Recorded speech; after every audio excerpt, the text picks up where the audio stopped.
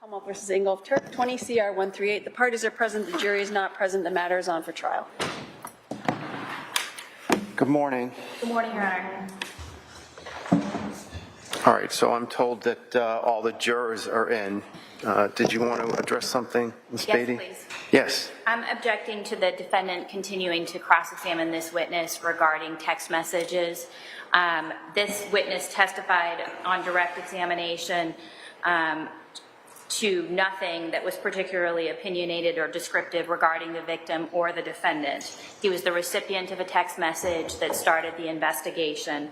The defendant is not challenging that he sent this text message, it appears, to the Commonwealth at this point in time, and has already elicited many text conversations regarding communications of a sexual nature, the defendant wanting an annulment, requesting communications when the defendant is not around. And I would suggest that all of this serves only to disparage the victim and to potentially lead to some sort of a nullification regarding the manslaughter that was raised in the opening. It's cumulative at this point, and I would suggest that this line of questioning should end at this point in time.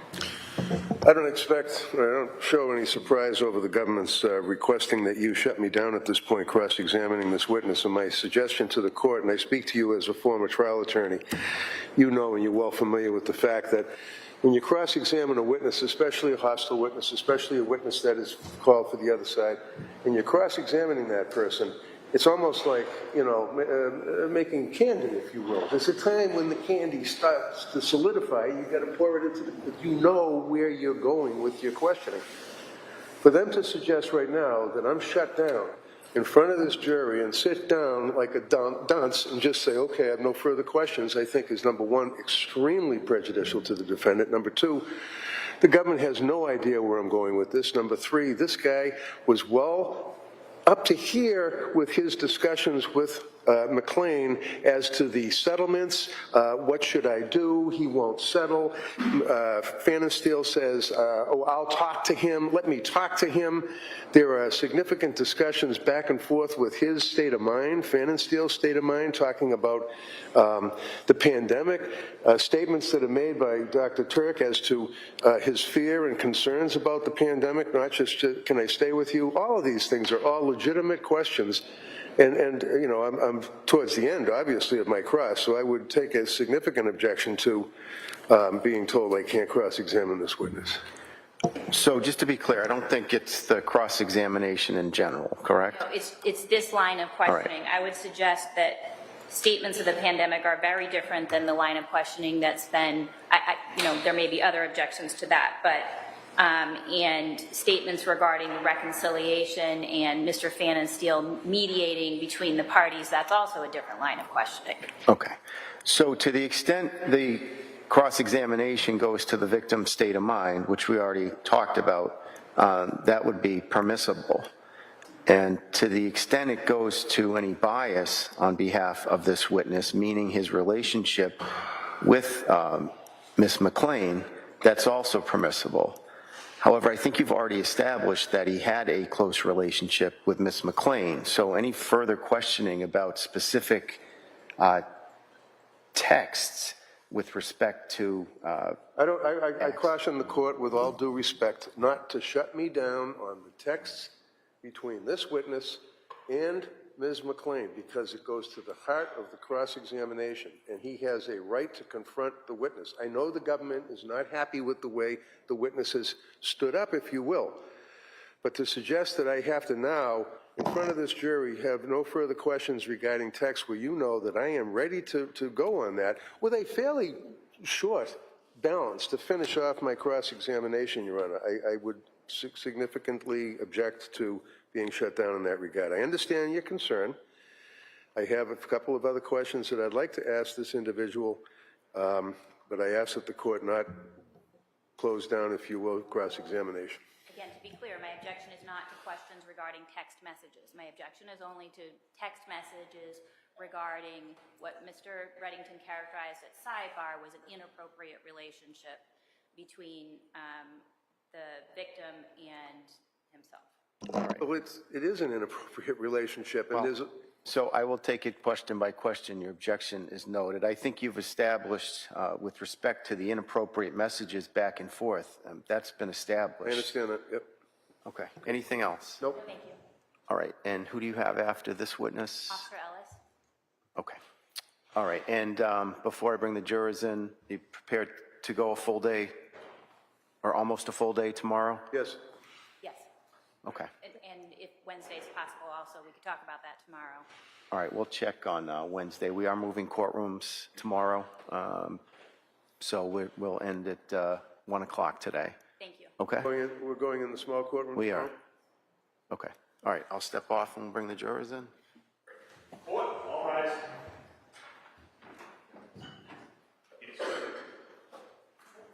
You may be seated.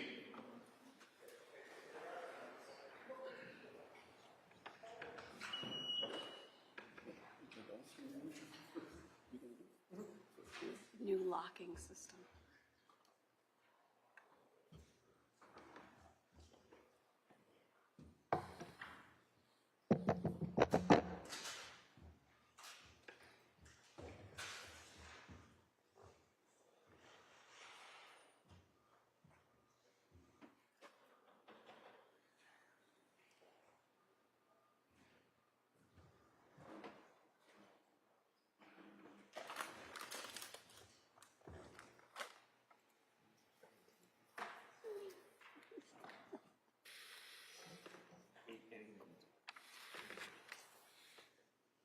It's very, very nice.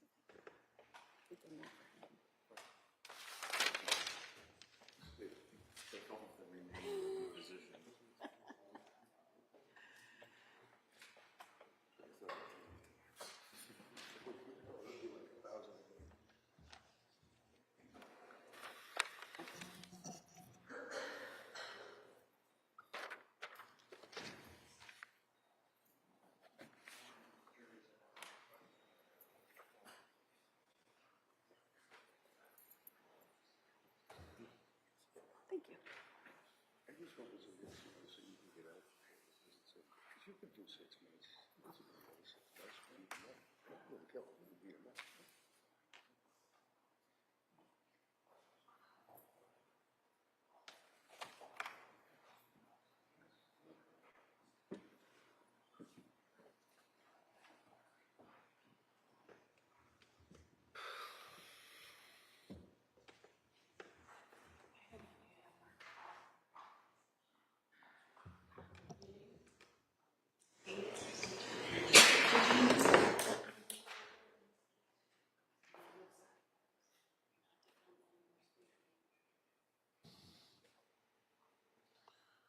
Watch out, Aiden. She's going to beat you up.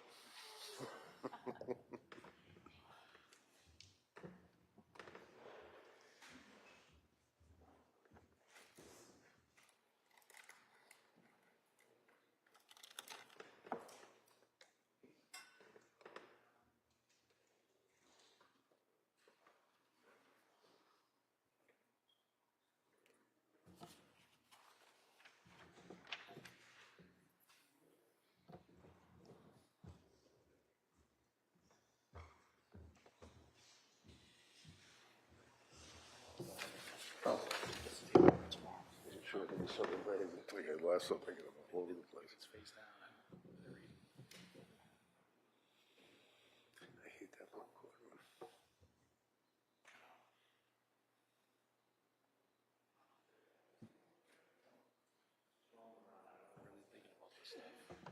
Do you know what that courtroom was? That's so fucking old. I remember Judge Earl, who was that? This is a Superior Court judge. He was a motherfucker. He was a tough guy. The judge, but tough. And I get one of those.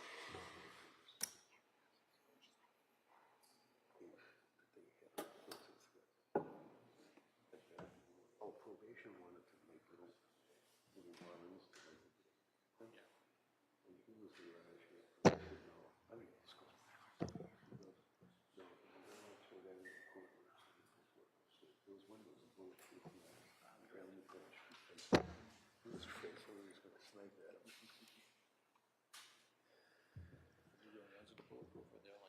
No, just those two behind, just the ones like behind. And you can kind of see it's a little opaque if you look at it, but they look pretty good. They look like regular glass, but they're, so he had, that was his courtroom, and then they, you know, since then we've been using it. I've had a shitload of trials in there, but,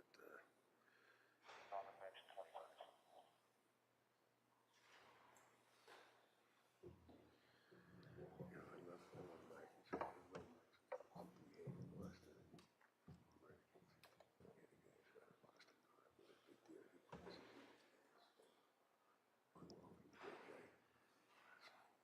Just gotta watch him.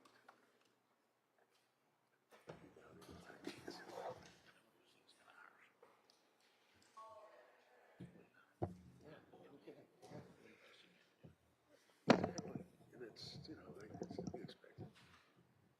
Hey.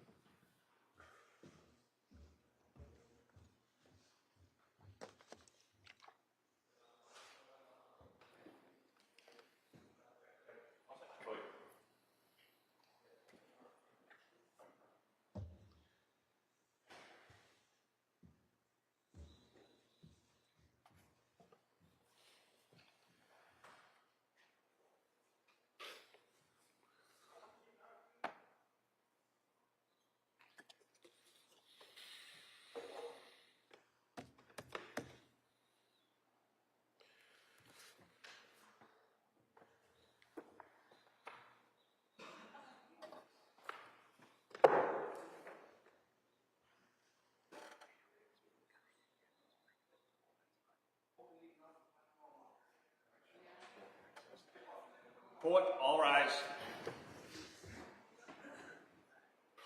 Now in session, you may be seated.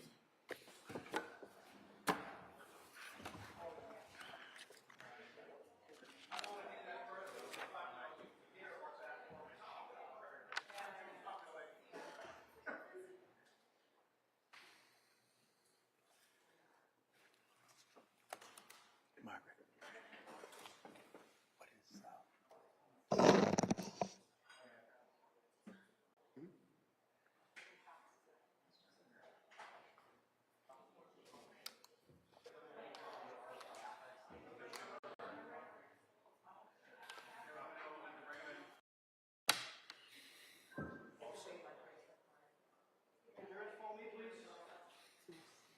What is Jurors entering, all rise. Take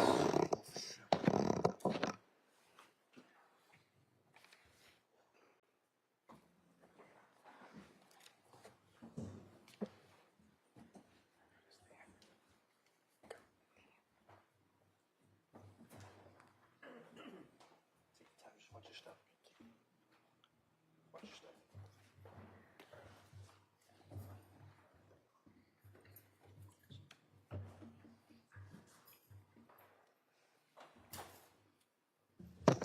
Hey, all persons having anything to do before the Honorable Judge Aloud, Justice of the Norfolk Superior Court, now sitting in Dedham, within and for the County of Norfolk, for the transaction of criminal business. Draw near, give your attendance, and you shall be heard. God save the Commonwealth of Massachusetts and this honorable court.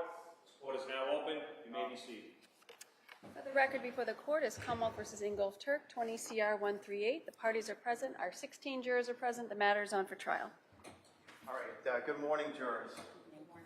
Hope you had a nice weekend. Let me just ask, was everybody able to follow the instructions that I gave you on Friday? Anybody who was not able to follow the instructions, please raise your hand.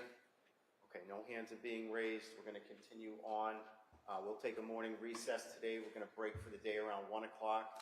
Tomorrow will be more of a full day, so we'll go until about 4 o'clock tomorrow, and then I'll let you know about Wednesday as we get into today. Just to remind you again, we do not have court Thursday or Friday of this week. Okay, thank you. Do you want to recall the witness, Ms. Beatty? Mr. Phennanstiehl, please.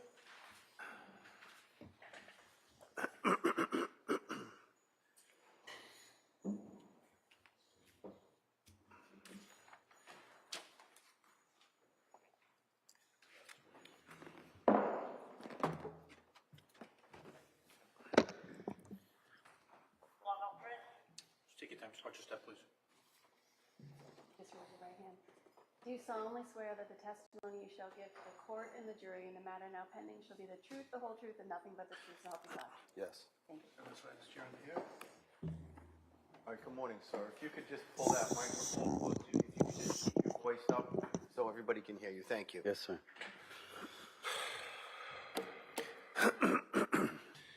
Now, sir, just for the record, you are Curt Phennanstiehl, the same witness who testified at the time we broke on Friday. Is that correct? Yes. Now, Mr. Phennanstiehl, you were aware that Ms. McLean and Harry Tuerk were in a relationship going all the way back to June of 19, right? Yes. Did you know them when she moved into his house after dating for about 4 months or so? I think I met him after that. Okay. And do you remember when you spoke to the police, for example, Sergeant John Fanning from the Massachusetts State Police, a detective? You spoke with him, right? You may not remember his name, but you spoke to a state detective, state police? Yes. Okay. And you've had a chance to review your police reports, right? I don't think so. Would you agree with me that it was on May 15th at 2020 around 6 o'clock that you were interviewed initially by the police, being Chief McGowan from Dover Police as well as Detective Fanning from the State Police? I think so, yes. Okay, and that interview took place in your driveway, if you remember? I think so, yes. All right. And you knew that they had found Ms. McLean at that point, is that correct? Yes. And you knew that this was basically a homicide investigation that was being performed, correct? Yes. And you knew that obviously the person who was deceased was Ms. McLean, right? Yes. And you knew that the police would be looking into various people that could possibly be suspects and things of that nature, right? Yes. And one of the things would be if a person was having a relationship with somebody. They may very well, usually, it's a husband or a boyfriend or something like that, right? Yes. So you were concerned about whether or not you would be in the crosshairs of this investigation, right? Sure. So as a result of your concern, and prior to speaking to the police, you deleted a number of texts, correct? I guess so, yes. You guess so. If I suggest to you, sir, that a review, let me back up. When you gave your phone to the police to have the phone done, you knew that they were going to use some device to get into your phone and pull out the text, emails, photographs, things like that, right? I guess so, yeah. Did you tell the police that you had texts on your phone? I don't recall. Well, you did tell them about receiving the text from Harry at 3:30 or whatever in the morning, right? Correct? Yeah. She was a devil, we remember that, right? Did you tell the police that you had a number of texts going back to June 14th of 2019 that were deleted? No, they didn't ask me that. They didn't ask, okay. Now, when you gave your phone to the police, they extracted what they could, which would really be a handful of text, is that right? Objection. Sustain. Rephrase it, please. Do you know how many texts the police got out of your phone? I have no idea. Did the police ever talk to you about your phone?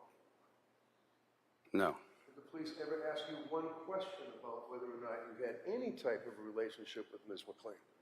No. So, you know that during the course of this litigation that I was able to access her phone and have a phone dump on her phone. If I suggest to you, sir, that there are 5,173 texts that you deleted, would that refresh your memory this morning? Objection. Overruled. He can answer that. You can answer it, sir. I don't know how many there were. I'm sorry? I wouldn't know how many. But there were a lot, right? I guess so. Okay. Where did you delete the text? Were you like sitting in your kitchen or were you out in your backyard? Where did you delete it? I don't recall. You don't recall?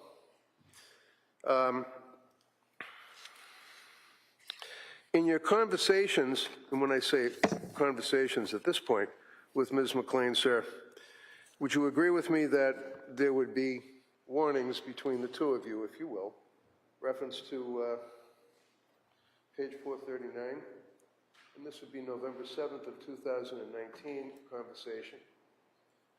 You indicated to Ms. McLean, please be careful. You got any text? No. No? You recall conversations where she indicated to you, and this would be on page 440, Harry's in his office, I'm in the kitchen, and then you said, we'll talk later. Remember that, sir? No. How about 441, where you indicated to Ms. McLean, November 8th, 2019, erase our conversation. What was that? I have no idea. Did you ever, to your knowledge, sir, tell her to erase that conversation? I don't remember saying that. It's on your text. Why would you tell her to erase that conversation? I have no idea.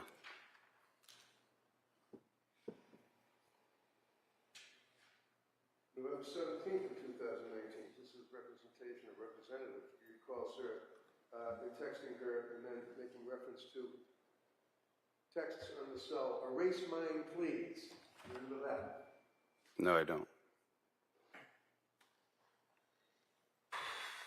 When you were speaking with the police, sir, in the driveway, they were asking you, because obviously you were an important, potentially, witness of their relationship. They meaning Harry Tuerk and Ms. McLean, right? You were a potential witness to their relationship, right? I guess so, yes. You indicated that you had known, and this again would be on June 5th, strike that, May 15th of 2020. Let's call it the driveway conversation, okay? That's May 15th of 2020, right? Okay? Yeah. That'd be the day that she was discovered, is that correct? Yeah, I guess so, yes. Okay. I mean, that was obviously something that was of monumental importance to you in your life, wasn't it? What? I'm sorry. That's all right, that they found her body in a pond? Yeah. Okay. And you wanted to be helpful and cooperative with the police, right? Yeah. And when you were talking to the police, they asked you how long, again, have in mind, this is back in May of 2020, that they asked you how long you had known Harry and Katie, right? Do you remember that? That they asked me how long I knew him? Yeah, I mean, that's kind of a normal question a cop would ask, right? Sure.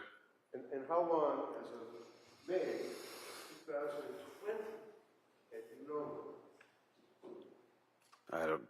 I don't recall, like, I don't remember. If the witness could answer. Okay. All right, just ask it again, Mr. Reddington, Sure. please. How long, as of May of 2020, did you know Harry and Ms. McLean? I don't recall when exactly I met him. Would it refresh your memory, sir, if you told the police that you had known them for about 2 to 3 years? You want me to show it to you? No, I believe you. Okay. Do you recall indicating to the police that you had known both Harry and Ms. McLean for 2 to 3 years, and that you stayed friends with them over that period of time, right? I guess so, yeah. Tell them that? You told them that you were a closer friend of Katie, right? If you want to see it, let me know. Yes, she was a friend of mine. Okay. And that you knew that they got married in Las Vegas in February of 2020, right? You knew that. Yeah. And you knew that from her, right? Correct? Yeah. The first time that you heard of Katie and Harry having an altercation was when Katie filed a restraining order against Harry, is what you told the police, right?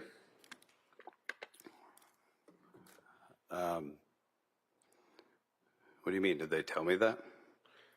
Okay. You remember the conversation in the driveway, right? With the police? Yes, with the police, sir, yes. Okay. Okay. And do you remember indicating that you first heard about Katie and Harry having an altercation this winter when Kate filed a restraining order against Harry? Those are your words to the police. Okay. Okay, okay? Yeah. That's correct, right? Yeah. And when you say you mean basically that you agree that the first time you heard was when Katie filed the restraining order in May of 2020, right? Objection as to form. Okay, sustained. Rephrase it, please. Would you agree with me, sir, that you indicated that you first heard about Katie and Harry having an altercation was when she filed the restraining order against Harry? Yes or no? I think so, yes. Do you remember talking to the police in the driveway? I don't really remember the conversation. When you were being prepared for your testimony in this case, sir, anybody ever take a police report with your statement in it and show it to you? No. So I'm going to show you Curt Phennanstiehl, excuse me, right? You, right? Yeah. Okay. And this would be when the detectives were making their notes or putting their report together as to their interview with you in the driveway, right? Yeah. Yep. And read that to yourself, sir, the bottom line about when you first heard it. See if that refreshes your memory.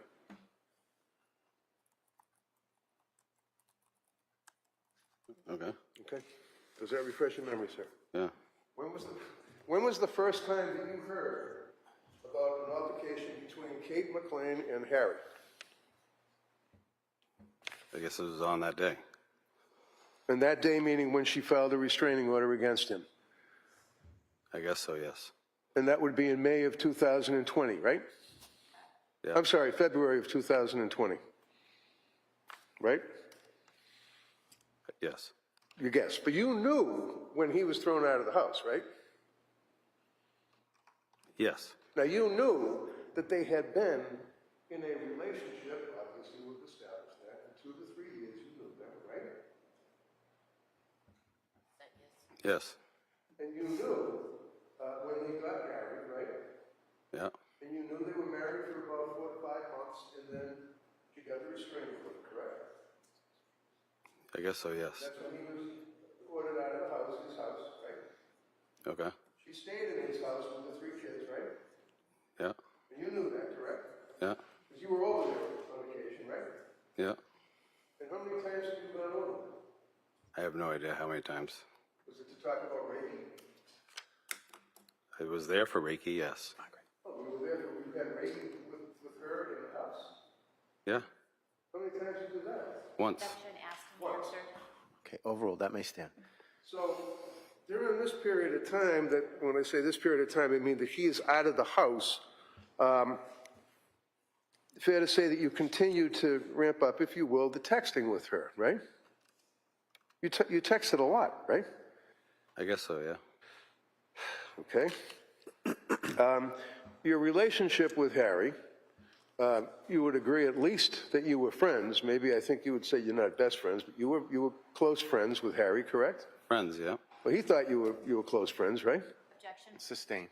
So he sent you the text saying, Curt, I'm sorry, brother, but she's a vindictive devil. She played us all. I'm really sorry, brother, but she manipulated us all. Love you. Harry, he sent that to you, right? Yeah. You wouldn't just send that randomly to some guy that you knew as an acquaintance, would you? Objection. Sustained.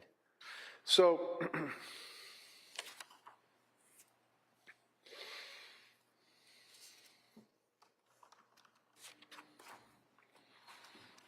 you then had occasion to speak to the police. How many times did you speak to the police, by the way, if you recall? I don't recall. What? I don't recall.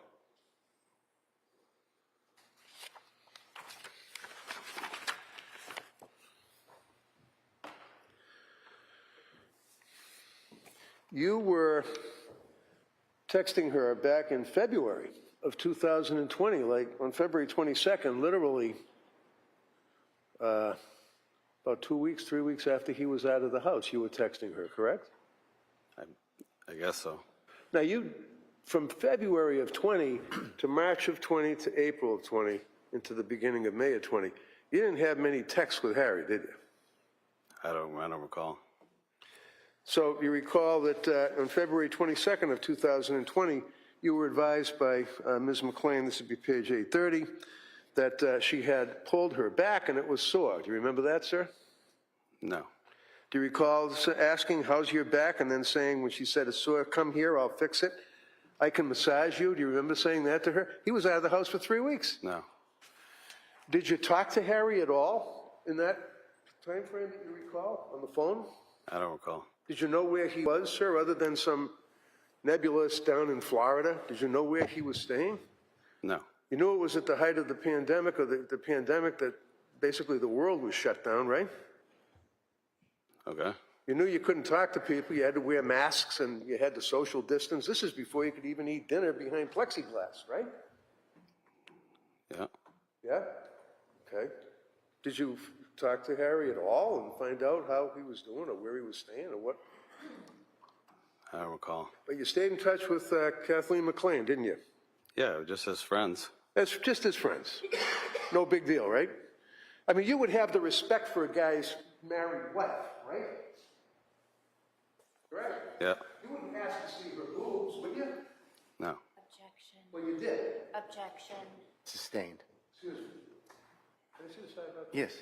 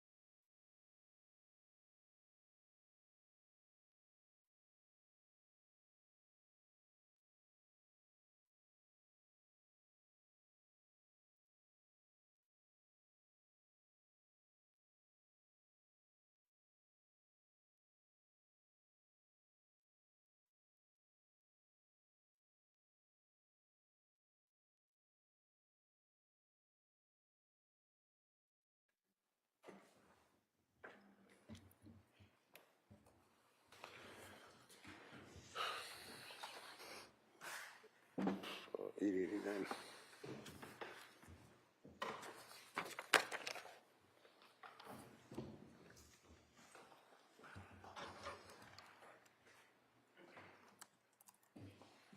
Excuse me. Again, sir, your phone is the 4714, correct?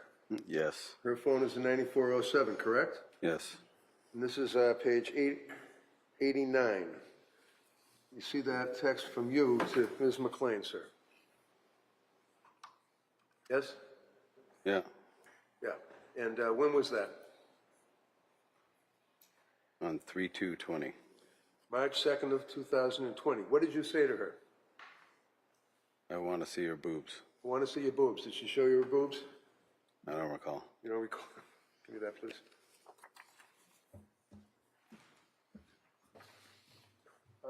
In the same conversation, sir, do you recall that the two of you were talking about the pandemic and her state of mind, and it was that she had it on a reliable source, that they're going to implement shelter in place, and that they had the National Guard called in. Do you recall her saying that to you? No. Do you recall discussing the pandemic with her? Do you No. recall discussing friends that you knew that had died from the pandemic with her? No. Do you recall her discussing with you friends that had died, relatives in the pandemic, sir? I don't really recall who. And you were living in your house at this time, right? Yeah. You were safe in your house, weren't you? Yeah. And she was living in Harry's house, right? I guess so.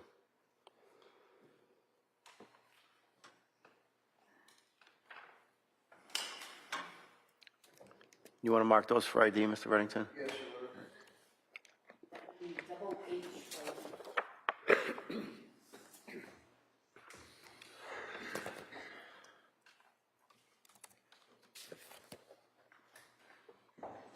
Do you recall asking her to put on her best sexy outfit, telling her she's bad and naughty?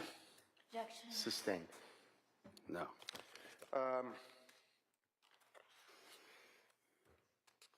Did you ever recall, sir, that you went over to, oh, this would be on page 1307. Do you recall, now this is April 10th of 2020. You knew in April of 2020 that Harry and his wife were in the process of trying to negotiate a settlement, right? I don't recall that.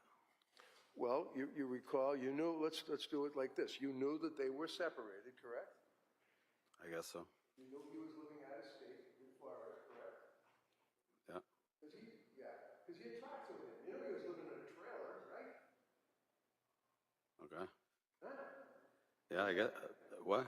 What is that you just said there, Grant? What is that? I guess so, yeah. All right, he's living in a trailer and he would talk to you very seldomly to let you know what you were saying, right? I guess so, yeah. Recall him sending you a text that you had forwarded to Katie LOL because he had said to you that he was in dire fear of dying in the pandemic and that it was not good, Curt? Remember that one? I don't really remember, but yeah. But yeah, you don't remember, but yeah, and that he was in dire fear of dying from the pandemic and that he told you it was not good and that he was not well and asked if he could stay with you, right? He did ask me, yeah. Right, you said I'll get back to you on that, let's have dinner. What you said, right? I guess so, yeah.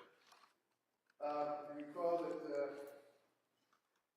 April 10th of 2020, she sent you a text that he said, I got an email, he's not negotiating us staying here.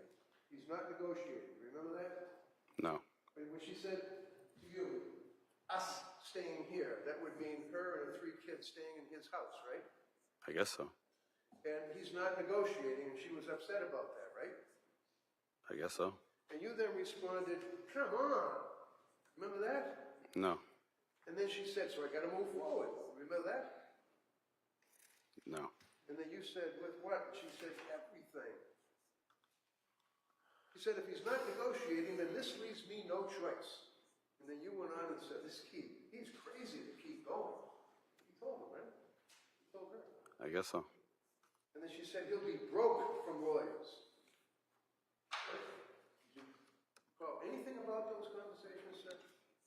No, I Do don't. you recall her ever reaching out to you for advice or assistance with her negotiations? No, I don't really recall that. Double I for identification.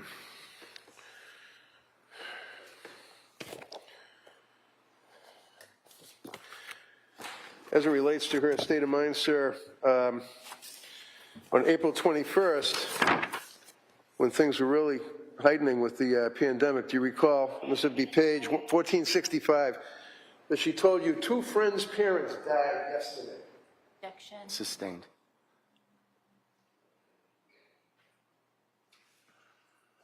Does that at least refresh your memory as to further conversations? Objection. Sustained.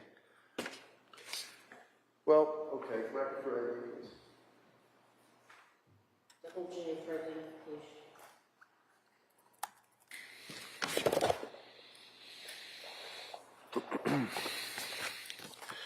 And then, on April 23rd, sir, page 1493, is when you indicated you sent her a text in the morning, I'm still in bed, help me. And then she told you that she was talking to people on the phone. Do you recall that, telling her you were in bed? Form. Sustained, rephrase it, please.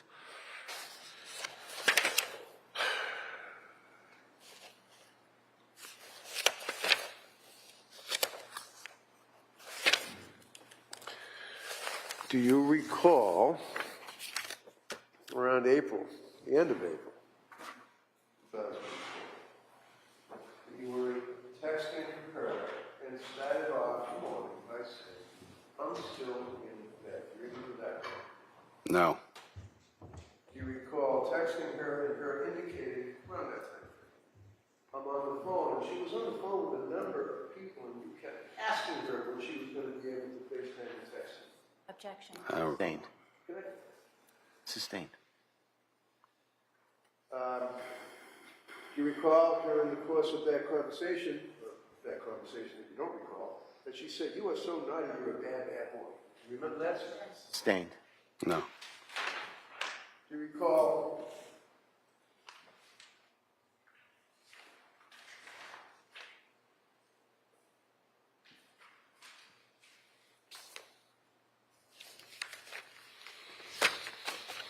indicating, sir, that I'll talk to him because she was complaining that he still would not settle the case. Do you remember that, sir? No. You don't recall saying you'll talk to him? Huh? You don't recall saying, I'll talk to him, meaning Harry? I might have, I don't. Right, you might have. And when you say to her, because she was complaining that he wouldn't settle, and you said, I'll talk to him. What was that about? What were you going to say to him? Were you going to advise him? I don't remember. What? I don't remember.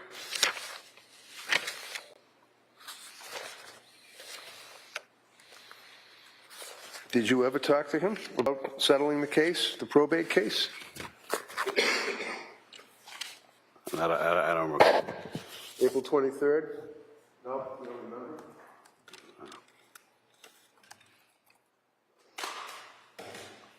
JFK for identification.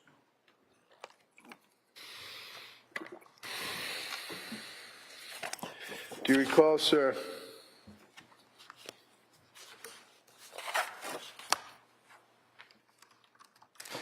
that she actually shared with you in detail the negotiations that she had with Harry about getting the house or getting on the deed of the house, about him giving her money on a post-nup agreement? She talked to you about that. Do you remember that? No, I don't remember that. I don't think she did. Okay, do you remember her saying, Harry's not getting the things I was saying during a joint meeting that they had of lawyers and Kate McLean and Harry? I think Harry didn't get the things I'm saying because they kept muting me. This is back when you had to do things by Zoom. You remember her saying that to you? No, I don't. And that she said this has to be wrapped up no later than May 1st, him home because of the virus? Do you remember anything like that? No, this is like 5 years ago. I don't remember. Yeah. Do you remember saying, okay, I'll talk to him? And that would be this page 1513. I'll talk to him. Again, what are you going to talk to him about? I don't recall. Were you going to call him up as a guy that's kind of not a good friend, just an acquaintance, and give him advice on what he should do about the house and settling it and giving her the house? That's not my choice. Sustained, rephrase it, please. Do you remember her saying, as long as he agrees to the post-nup, we're okay? I don't remember that. And then you said, I'll call you.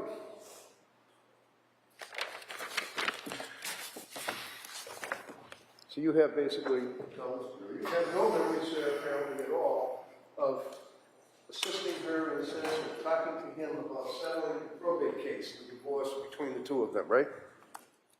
Is that right? Right. LL for identification.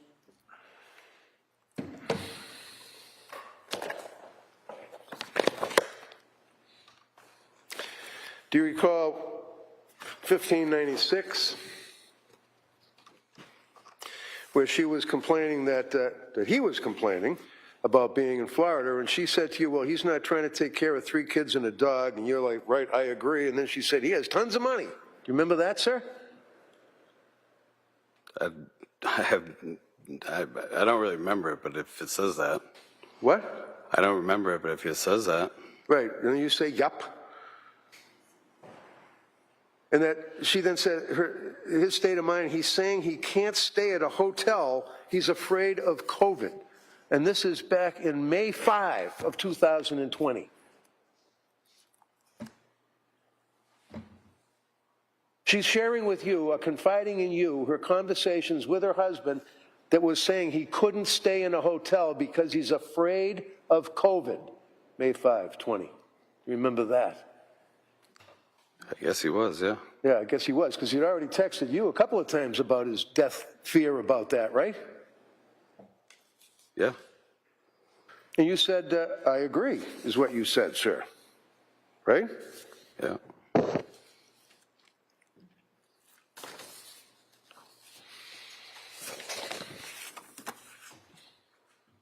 Do you recall responding, tell him to suck it up? No.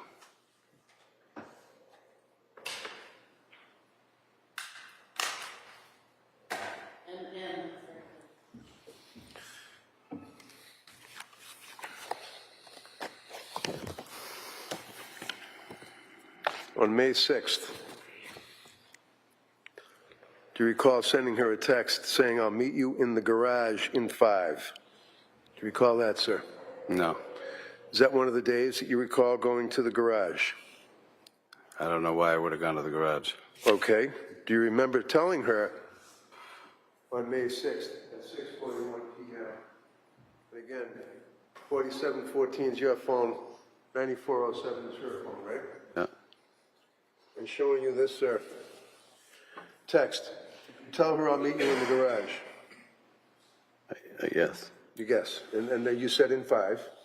Tell her that? Yeah. Objection as to procedure at this point. Procedure?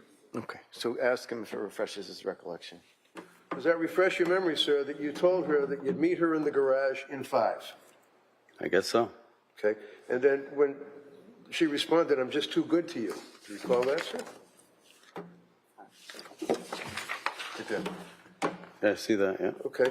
And have in mind that this would be on May 6th, 2020, at, make sure I read that right, 6:42 in the evening, right? Yeah. 6:45, okay? You met her in the garage, didn't you? Yeah. And what did you do in the garage? I think she gave me food for some reason. She gave you food. Yeah, it was like, wasn't that around the holiday? I didn't have family around, and What holiday? This is May 6th. she had like friends over or whatever, had extra food, and I don't remember. So without having at least any text conversation, you knew that she had food, so you said, I'll come to the garage and see you in 5? No, I don't really recall the whole thing. I don't. So May 6th, 2020, at 7:09, which is about 20 minutes later, she texted you, you were so nervous. It was cute. My mind was racing. And you responded, me too. Remember that, sir? Yeah. Okay, why was your mind racing and why were you nervous? Because I didn't want to be at that house. Dane, wait for the objection, sir. Go ahead, next question. Do you recall her indicating, I'm going to come? No. Objection. Okay, overrule, next question.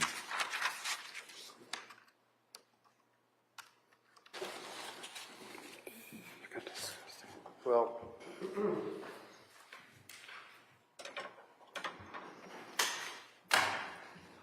And for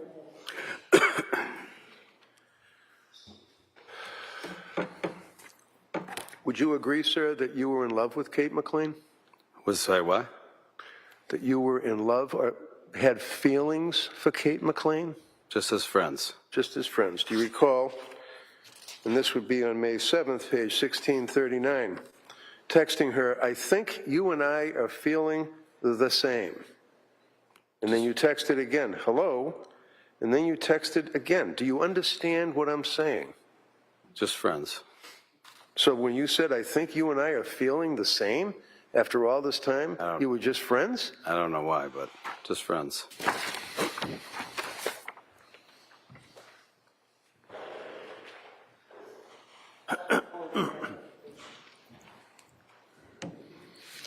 And finally, sir, around page 1646,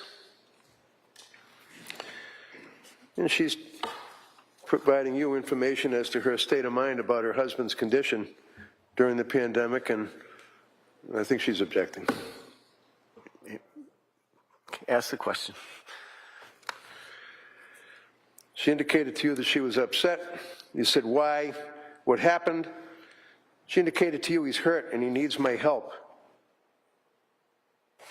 And then she said he's hurt.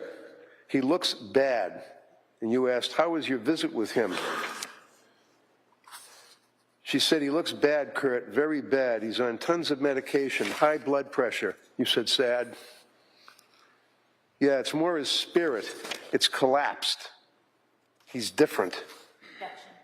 No, overruled.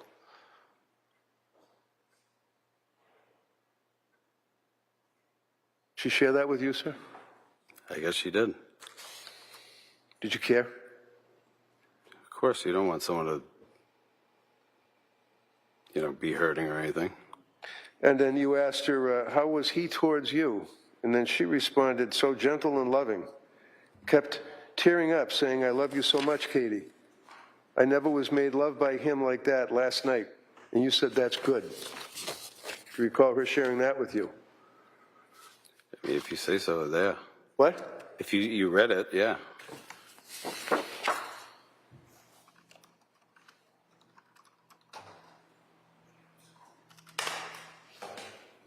The whole piece right there. May I see the other texts that have been introduced right here? Thank you.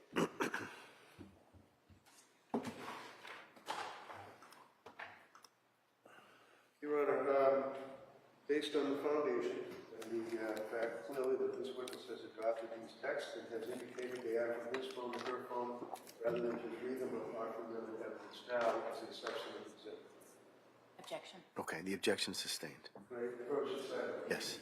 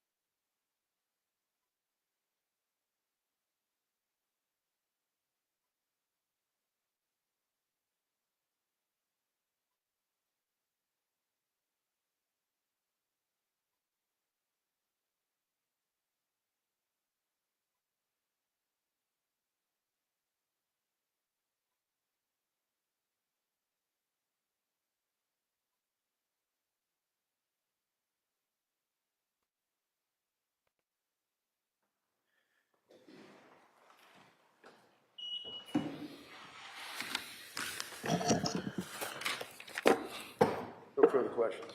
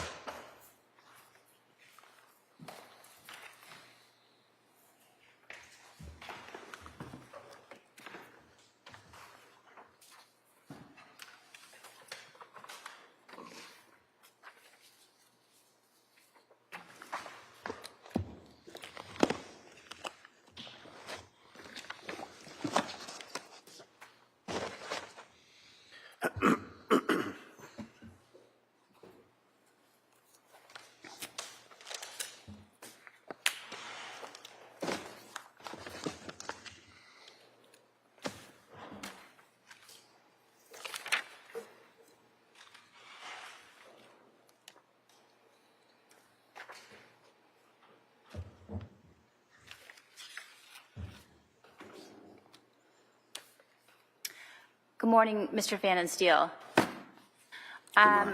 So you were asked some questions about whether you recall assisting Ms. McLean and Dr. Tuerk in reconciling. Do you remember having conversations with them separately when they were separated about them reconciling? Not really. I don't really remember, but If either of them asked you to assist with that, would it make sense to you that that's something that you would do? yeah, I might have, yeah. Okay. And during, you asked some questions about May of 2020.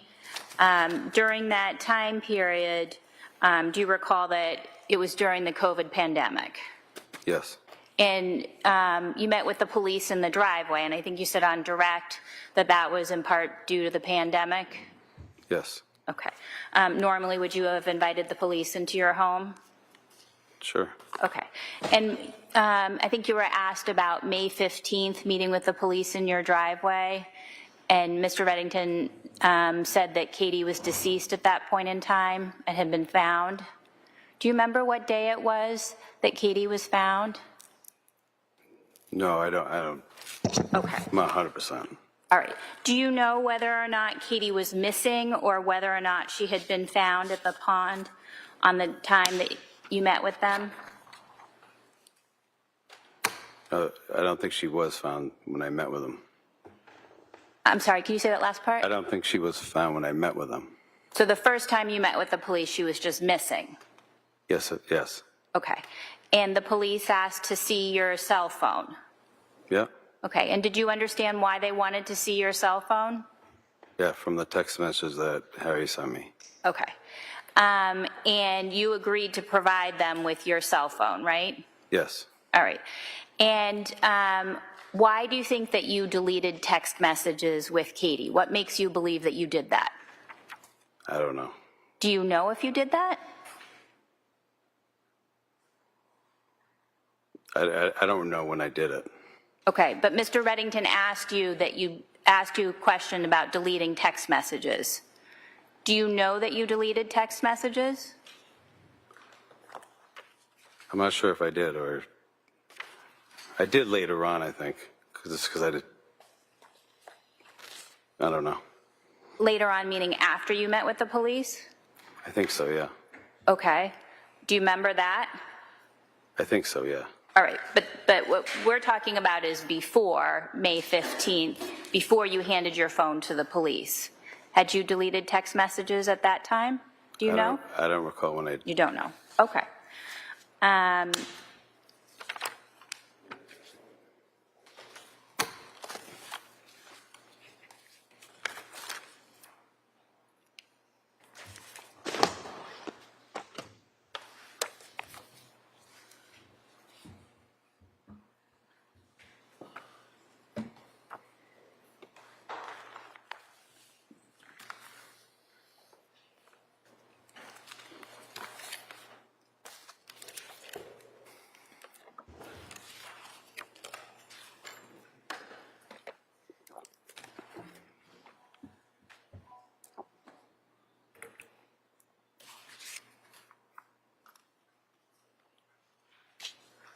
All right, may I approach, Your Honor?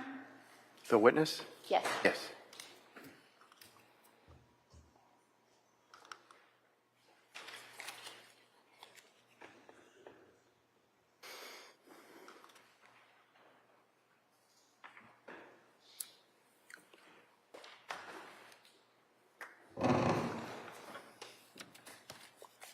And do you recall speaking with Dr. Tuerk in April about reconciliation over text?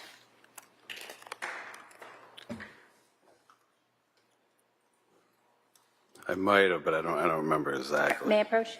You may. I'm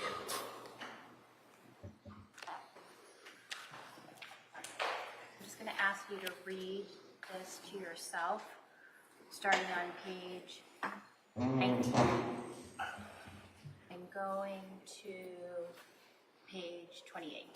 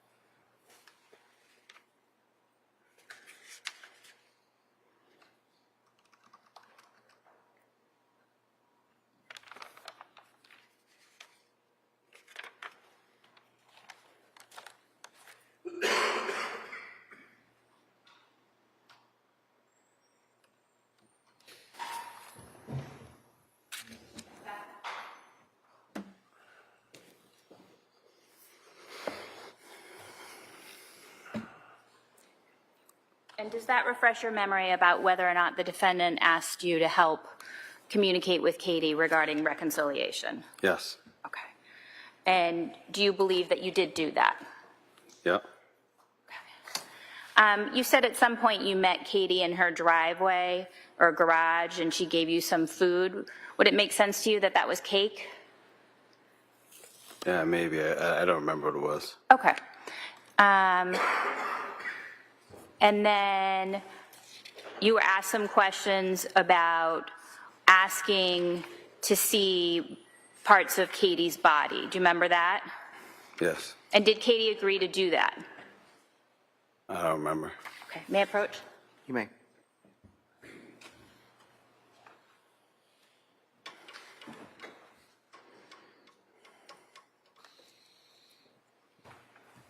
I'm handing you 4 pages, starting 890, going to 894. Can you read the whole conversation?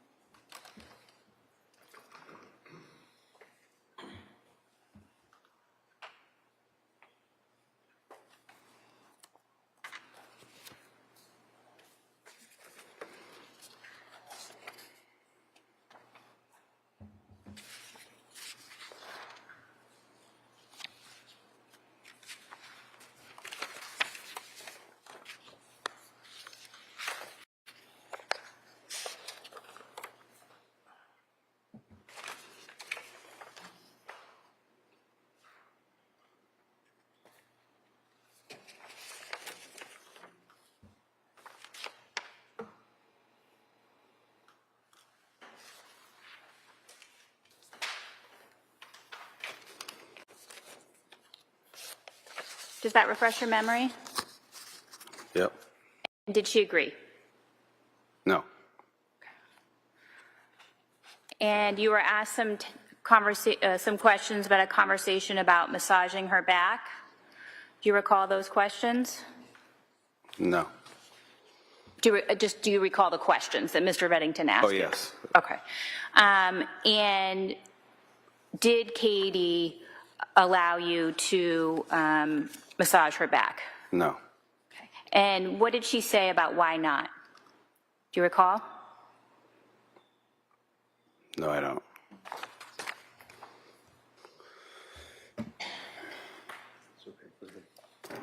May I approach? You may. Showing you 4 pages, 830 to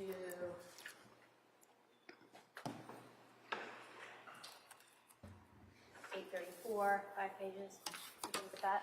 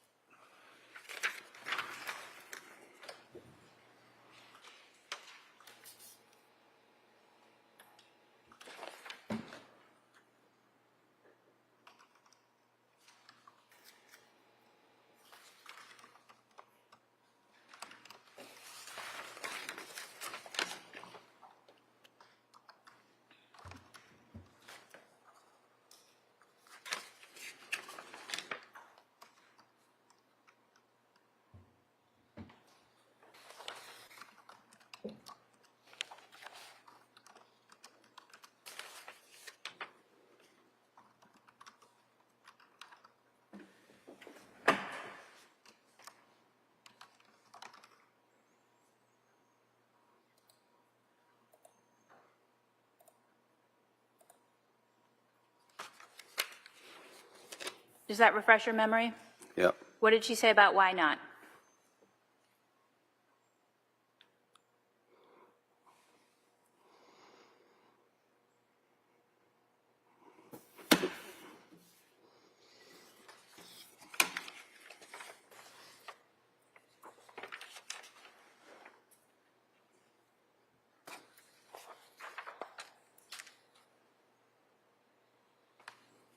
Because it's something about cheating. She said that it would be cheating. Yeah. Okay. And then you were asked about a conversation where in June of 2019, where Katie said it was like a soap opera and that she'd been engaged in consensual sexual relationships with her husband, and then she said it was a soap opera. Do you remember those questions yesterday or Friday? Yeah, kind of. Okay.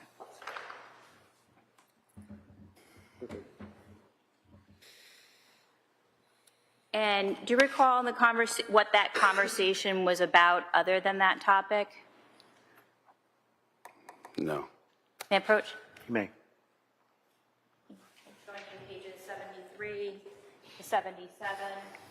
Can you read those to yourself, please?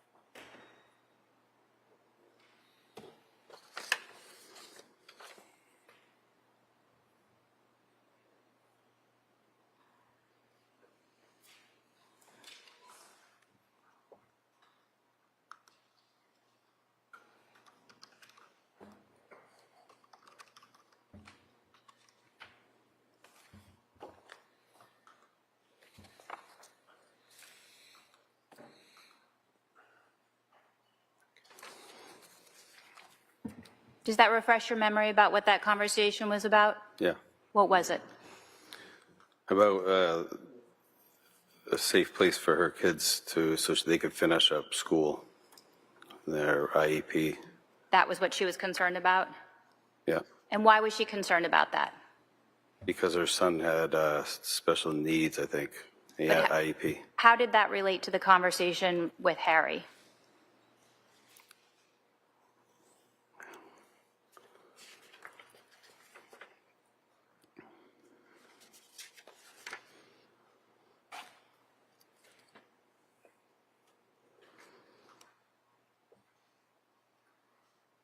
May I approach, Your Honor? You may. I direct you to one particular spot.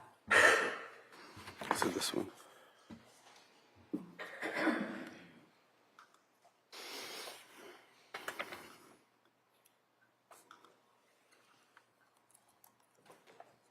Said, tell him not to keep telling you to leave.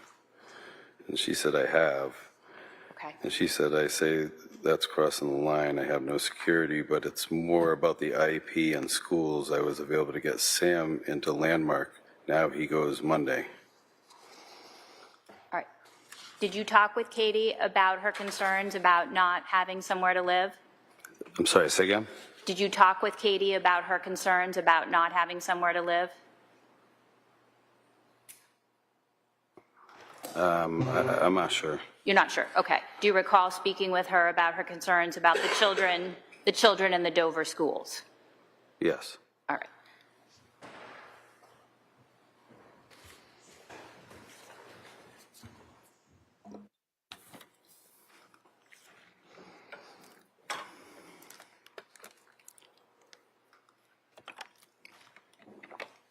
No further questions, Your Honor. So you knew all about her concerns about her son because he had some special needs, and her concerns about having him stay in the town of Dover for their school, right? Yeah. And you knew that she wanted to stay in Harry's house with her 3 kids because she liked the school system, right? Yes. Yes. And while she was living with Harry, you knew from your conversations with her that went back almost a year, that in fact he was the one that would go to take the kid to the school for the IEP interviews. You knew that from her?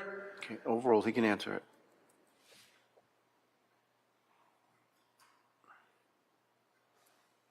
Your Honor. You can answer it, sir. Okay.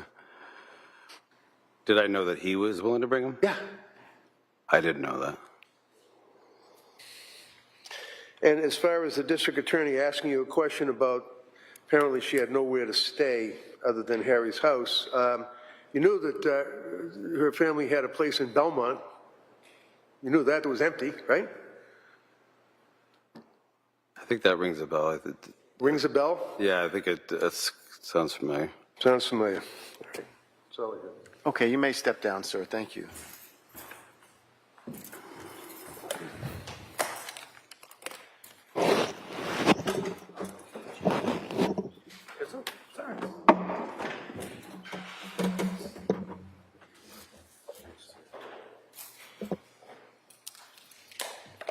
Officer Ellis, please.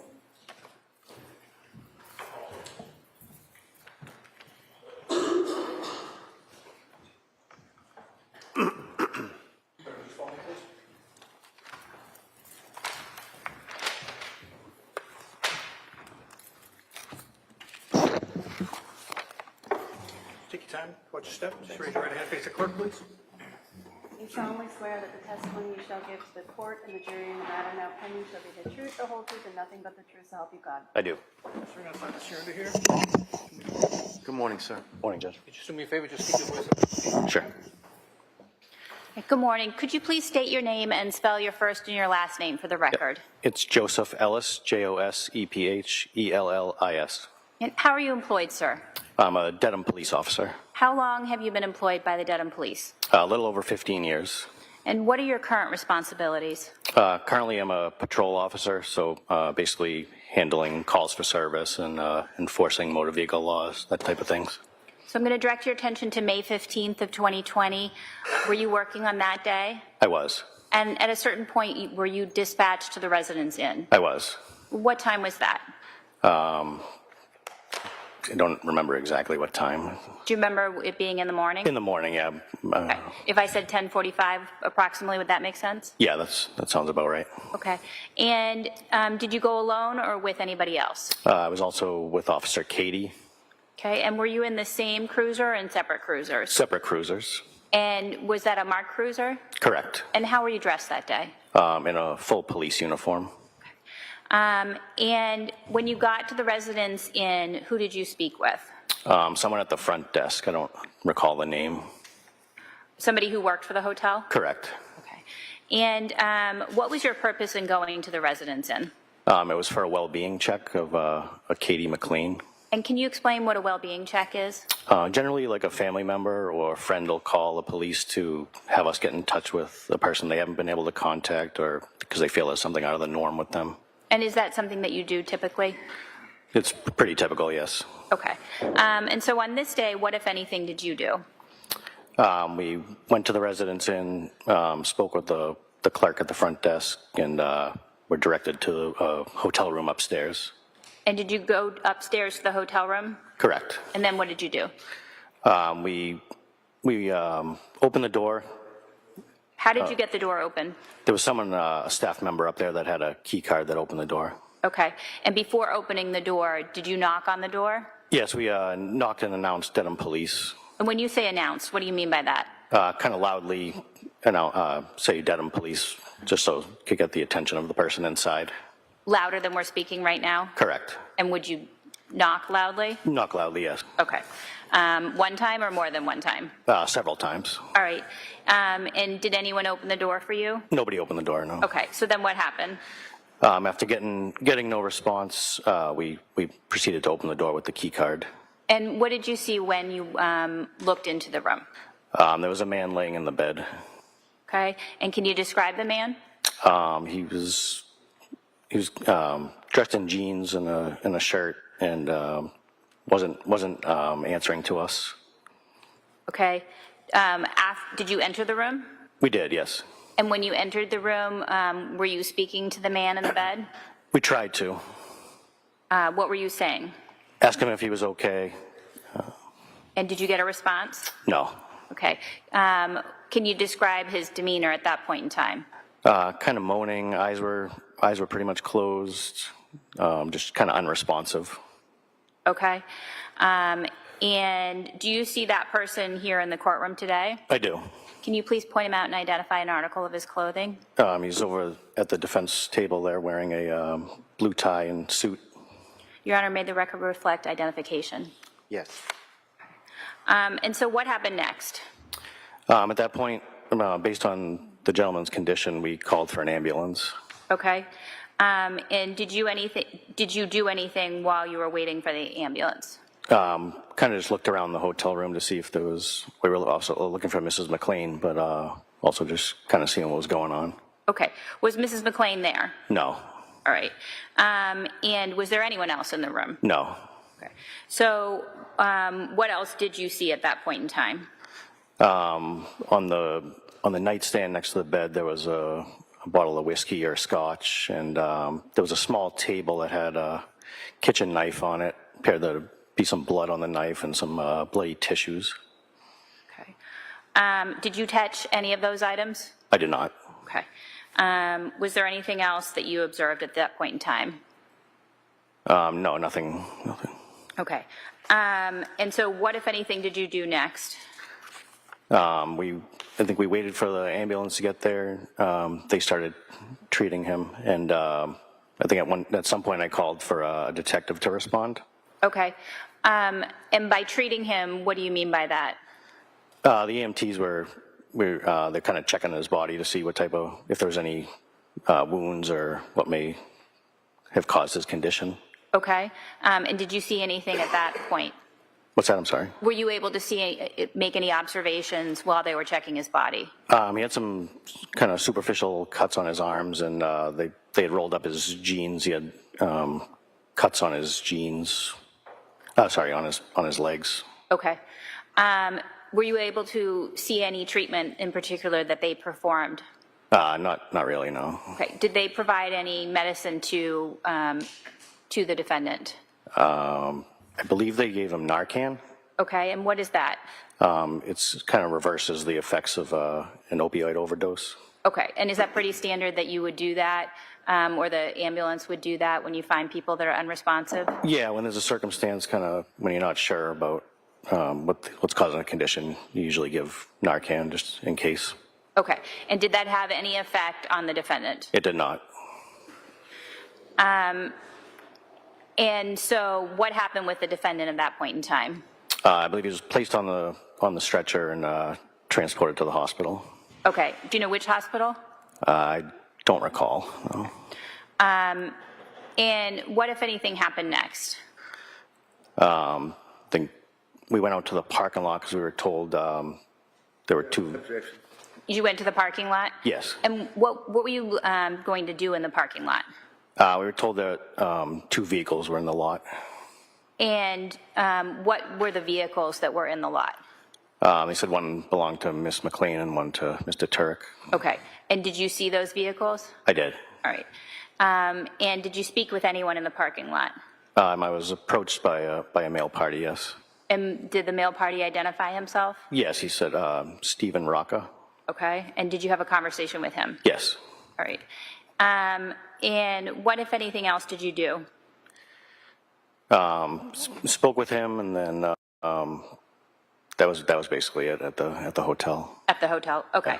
And so then where, if anywhere, did you go? I went back to the police station to start doing my report. Okay. And after completing your report, what, if anything, did you do? I responded back to the residence inn because the state police K-9 unit was there to search the area. Okay. And what area did the state police K-9 unit search? So like around the perimeter of the hotel is kind of a fenced area. They did that along that area, the perimeter. Okay. And what, if anything else, did you do? At that point, there was nothing at the hotel, so I went back to the police station to make some phone calls. Okay. And who were you speaking with at the police station? There was a Curt and a Vanessa. Okay. And did you talk with them on the phone or in person? On the phone. All right. And is there anything else that you did after speaking with Vanessa and Curt? No. Okay. Do you recall speaking with Medfield Police at any point in time? Oh, yes, I did. Just because there was a ping on Miss McLean's phone, and it was tracking in that area in Medfield. Okay. And what's a ping? So basically, you would call a cell phone provider and get a location of a person's cell phone. And when are you able to do that? In what circumstances? Usually just emergency circumstances or missing persons, that type of stuff. Okay. And so what was the point of calling the Medfield Police? Just because Miss McLean was unable to be located. And what was happening in Medfield? Her phone was in that area. Okay. So it was your understanding that her phone was pinging within the town of Medfield? Yes. And so were you asking them to assist you? Yes, I gave them the location that it was possibly pinging, and they were going to search the area. Okay. And the ping, does it give you an exact location, or what kind of information do you It usually get? gives like a certain area in meters. It could be a big area or a small area, depending. Okay. I have no further questions, Your Honor. Just two questions, actually. Counsel had asked you about the Narcan. And what exactly is Narcan? Is that a substance that if somebody's using drugs and they're in an overdose, it helps them? It usually reverses the effects of an opioid overdose, yes. It refreshes the effects? What does that mean? Reverses. Reverses, I'm Yes. sorry, I misunderstood you. And it had no effect on Harry at that point, correct? Correct.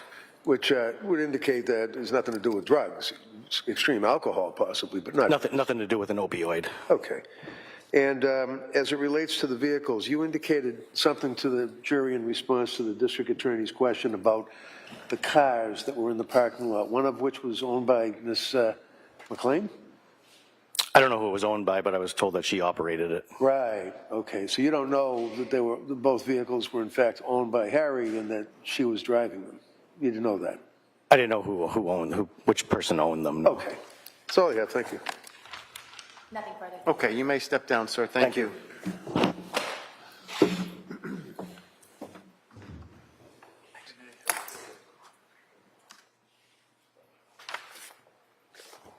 Your Honor, the Commonwealth would call Stephen Rocca.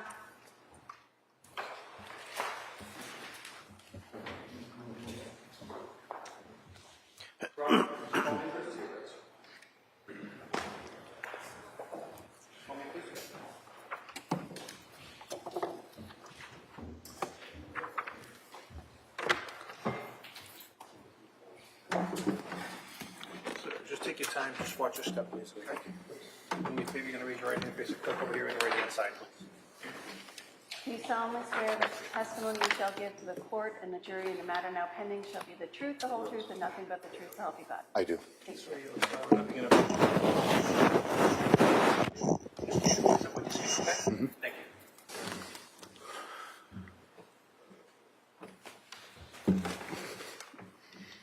Your Honor, may I inquire? Yes. Good morning. Good morning.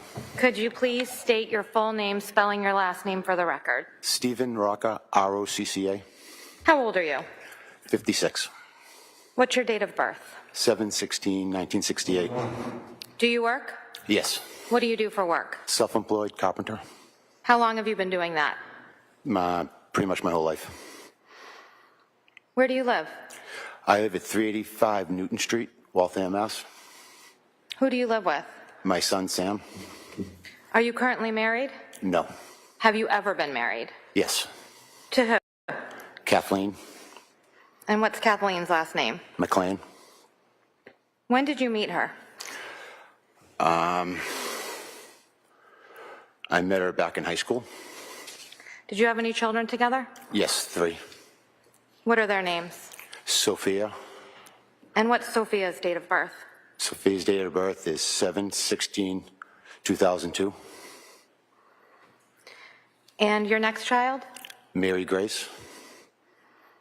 Does she go by Grace? Yes. And what's Grace's date of birth? 12/29/03. And you said that you lived with your son, Sam? Yes. And was that Katie's son as well? Yes. And what's Sam's date of birth? Sam's date of birth is February 7th, 2007.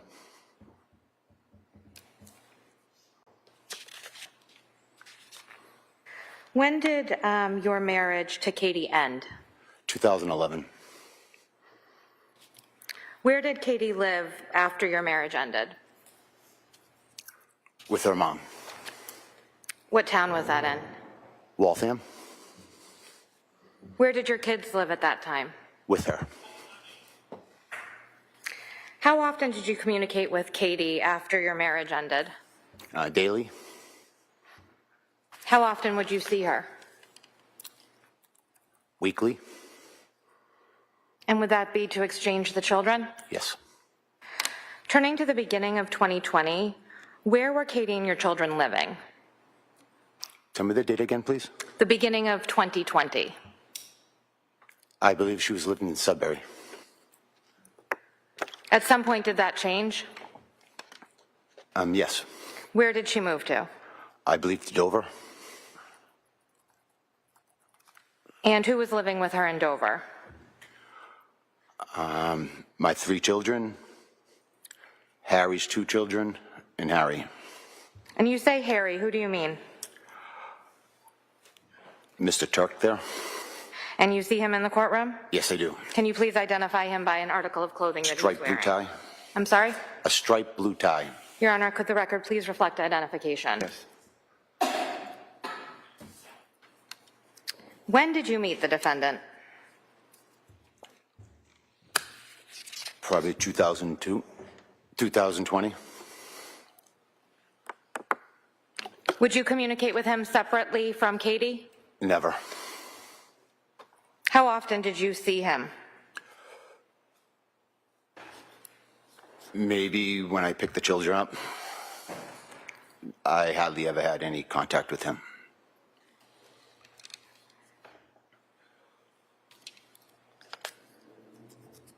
In February of 2020, were you aware that the defendant was no longer living in Dover with Katie and your children?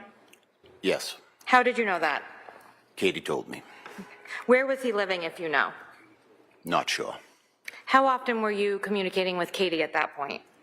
Daily. And how would you most often communicate with Katie? Text message.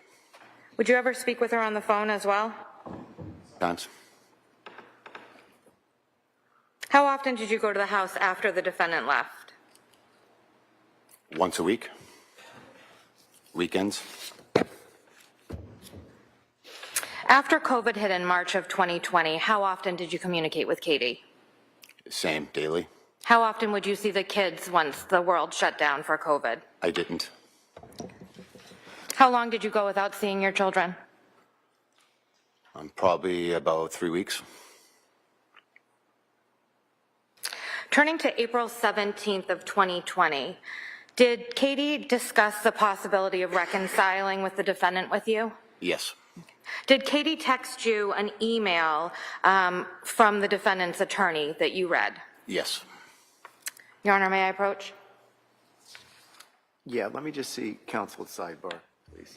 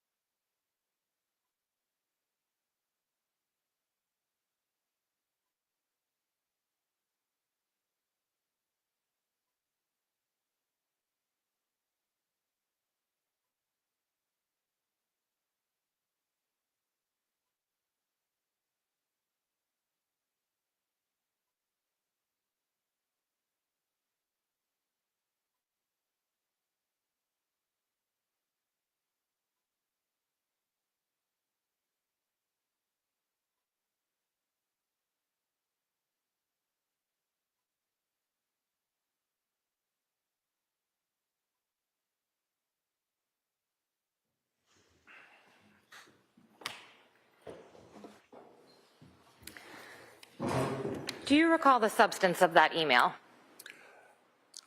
Not accurate enough to go off my top of my head, no. Would seeing a copy of your text message refresh your recollection? Yes. May I approach, Your Honor? Yes.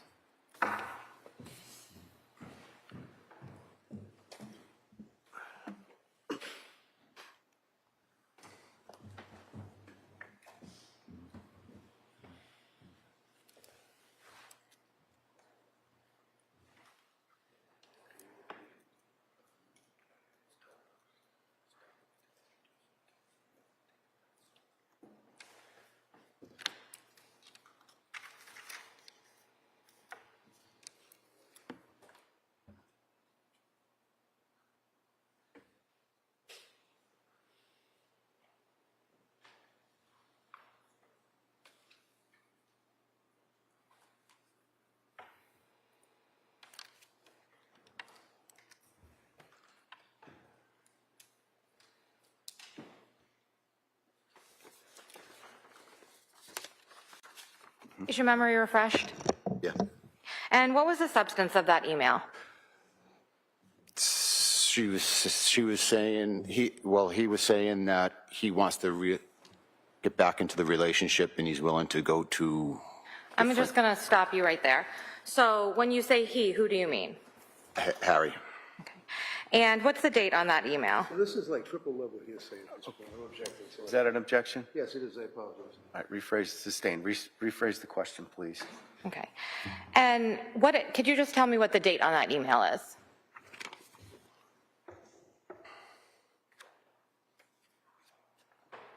Friday, April 17th, 2020. And that's an email that Katie sent to you. It's a screenshot, is that correct? Screenshot, correct. And after you read that email, did you receive another text message from Katie, or did you have a conversation with her regarding the substance of that email?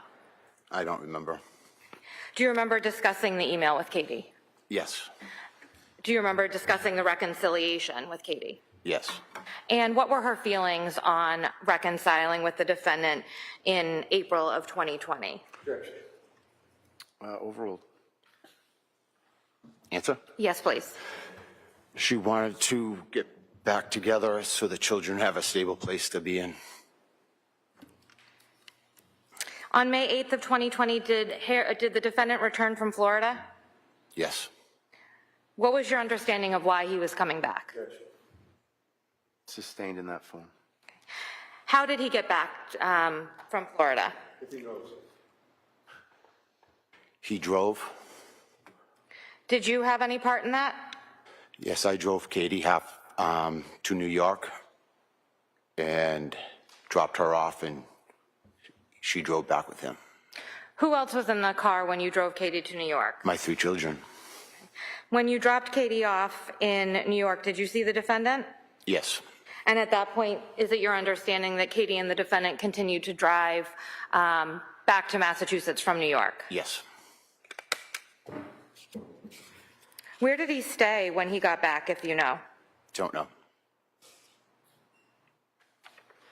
Prior to the defendant coming back to Massachusetts on May 8th of 2020, did you have any conversations with Katie regarding where the defendant would stay when he returned to Massachusetts? Overruled. She asked me if he could stay at, I have a 2-family apartment. She asked me if he could stay there. I said it was rented and he couldn't. Were there any other conversations you had about where the defendant could stay once he returned to Massachusetts in May of 2020? Overruled. One of her possibilities was staying at her mother's condo in Belmont.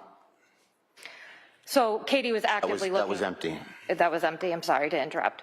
So Katie was actively looking for places for the defendant to stay. Yes. Turning your attention to May 15th of 2020, do you remember that day? Say the date again, please. May 15th of 2020? Yes, I do. What happened on that day? I believe I got a phone call, phone call from one of her friends. Do you remember that friend's name? No, I don't. As a result of that phone call, what did you do? I called her phone several times. I called the children. And then I called that hotel that I received the name from that friend. Okay. When you say that you called her cell phone several times, who do you mean? Katie's cell phone. Did you receive any answer? No answer. You stated that you contacted your children? Yes. Were you able to speak with them? Yes, I did. You also stated that you contacted the hotel? Yes, I did. Did you speak with somebody at the hotel? Yes, I did. After making all of those phone calls, what did you do? I drove to that hotel. What happened when you got to the hotel? I saw an ambulance taking Harry out on a stretcher. Then what did you do? I drove to Dover to where my children were. Did you enter the house? Yes, I did. Where did you go in the house? Went into the kitchen and then up to the kids' rooms. Who was in the house when you entered the house? My 3 children. Where were they located when you first went into the house, if you can remember? I don't remember where they were. I yelled out to them and they came to me. You stated that you went up to their bedrooms? Yes. Did you make any observations of the floor when you were in the house on May 15th of 2020? Yes, I saw some black dots that were on the floor that looked weird. Had you seen them before when you had been in the house? Never. Ms. Gilman, could you please place Exhibit 195 on the screen?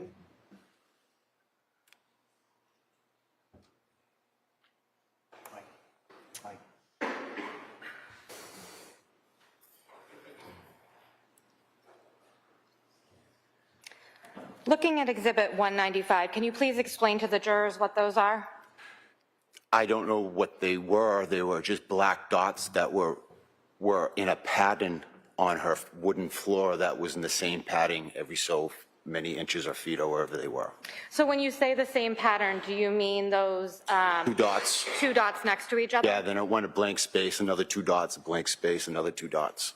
And where did you see these black dots? Throughout the kitchen floor. Anywhere else in the home? If you go into their kitchen floor, their foyer, up to where the stairs were. Did you see them in the upstairs hallway? I didn't see them upstairs. I didn't remember seeing them upstairs. So the first time you saw these black dots was on May 15th of 2020 when you entered the kitchen? Mm-hmm. And they continued as you were walking up the stairs to your children's bedrooms? Yes. Okay. I have no further questions.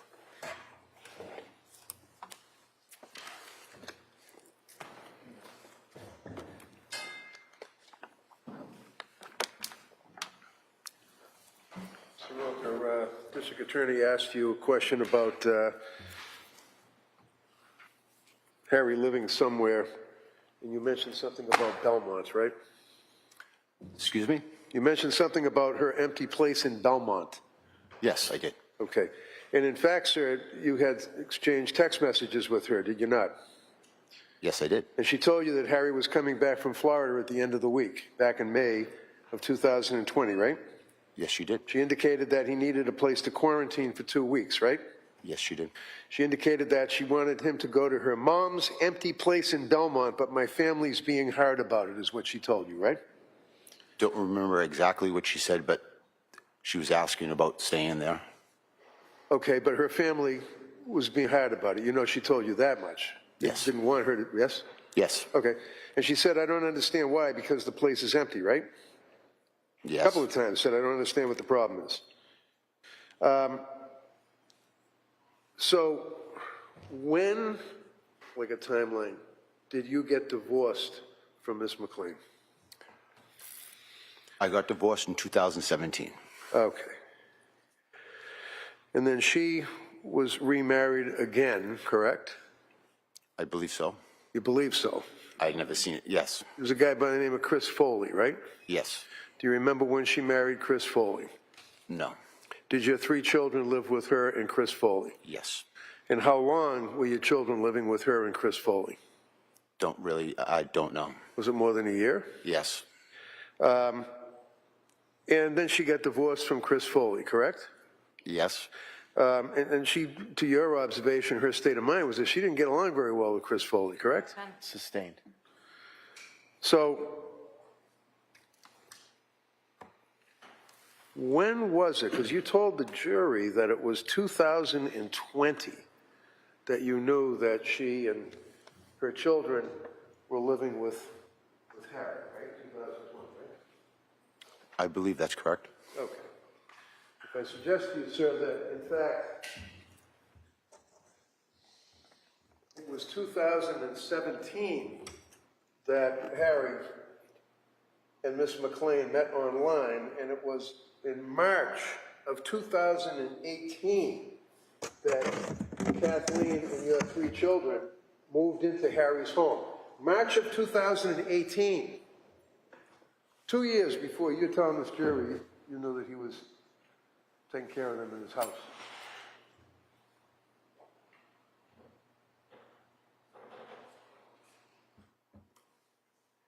Their dates, I don't know. Of course, it's understandable. So let me ask it like this. Do you recall that your 3 children, for a chunk of time, from March of 2018 until, let's say, December of 2019, were living in Dover, in Harry's house with Harry? I don't know the exact dates that she moved. Understandable, and you don't have to know the exact dates. I just want to make sure that it's understood that well prior to 2020, you knew that your children and Miss McLean were living with her boyfriend, Harry. Yes. No. Yes. Yes. And you didn't see them during that period of time either, did you? Objection. Sustained in that form. Can I approach that, Bill? Sustained in the form. All right, I'll try another one. When Harry had his house that your ex-wife was living in with your 3 children, for that period of time, 2019 up until 2000, December of 19, when you got married, you had not visited with your children. Yes, I have. Sorry? Yes, I do. Yes, I did. You visit with them? I went to their house and picked them up and brought them to my house. Went to what house? The house that she was living in Dover. So, and you weren't allowed in the house, you had to park out on the street. At a park in the street, yes, sir. All right, one second. Sustained. Rephrase it, please, and just wait for an objection. Sorry. Thank you. Can you ask the question again, Mr. Reddington, please? You had to park out in the street, right? Yes, sir. Okay. And you'd park out in the street to pick up your kids. And would you agree with me, sir, that before the pandemic, shall we say, that you and Ms. McLean were not getting along? Isn't that right? Objection. Sustained. Would you suggest, sir, that you were angry because Ms. McLean was allowing Chris? She's objecting. Objection. All right, ask the question. Don't answer until there's an objection, sir. Well, you were upset that she was allowing Chris Foley to stay in Harry's house, weren't you, during the pandemic? Okay, that's sustained. She didn't. Okay. So during this period of time, sir, during the pandemic, you would agree with me that you had issues, if you will, with Kathleen McLean, correct? Objection. Overall, just a yes or no. Is that right? Repeat the question? Yeah, you had issues with Ms. McLean during that period of time that your children was living with Harry, right? No. Can you just No? specify the, Mr. Reddington, can you specify the dates, please? The actual dates, okay? The dates that you're So- referring to when you say period of time. So in December of 19, they get married, right? Yeah. You knew they got married. Yes. And she told you they got married, right? Yes. And you didn't like that, did you? Objection. Sustained. Were you paying child support? Yes. Objection. Sustained. Can I approach the side by? Yes.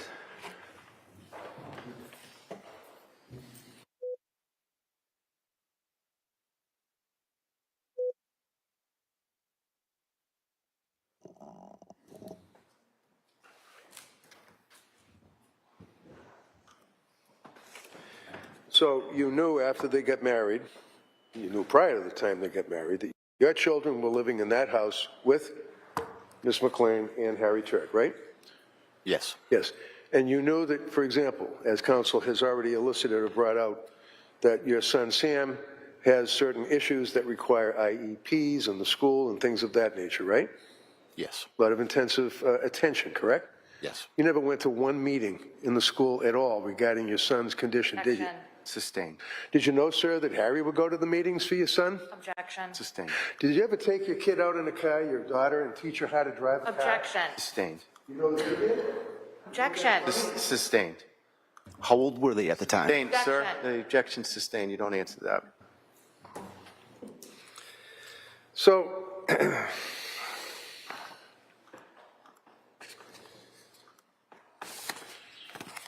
the police talk with you, and they, at some point, did they ask you for your phone so they could see if you had text messages with Kathleen McLean?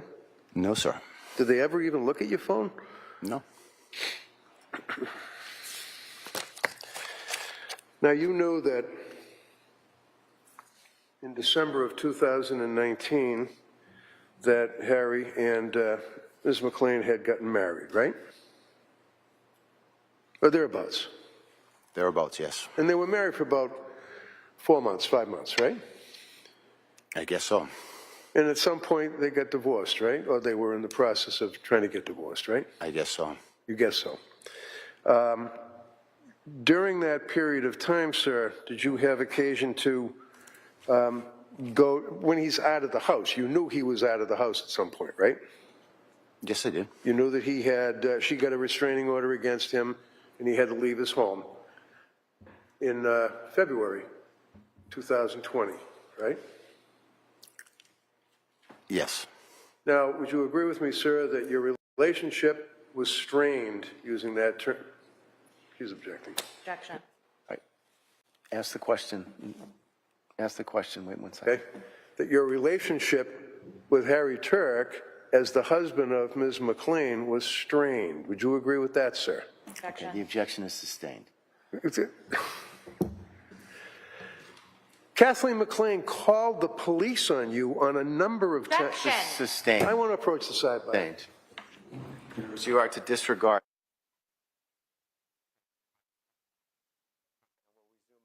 12:30, and we'll go to about 1. All right, thank you.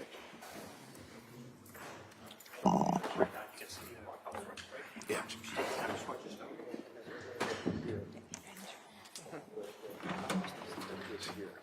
I'll wait for them to elect us. Jurors exiting, all rise. Jurors, please leave your notebooks in the chairs. Follow me, please.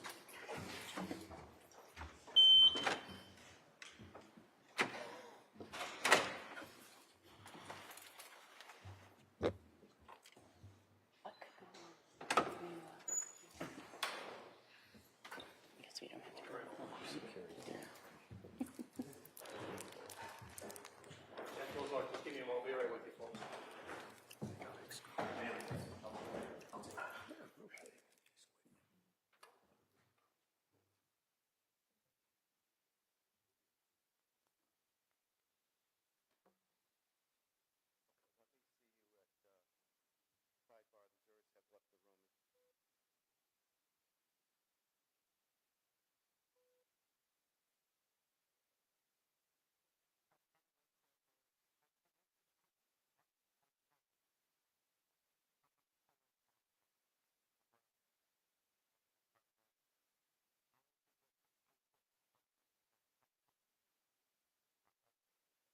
King, you all set? Want to wait a minute? Okay. Okay. So the issue is post-2020, post-January of 2020. That's the time period we're talking about? No, the issue, Your Honor, would be May 4th of 2019, October 29th of 2019, May 5 of 2019, June 14th of 2019,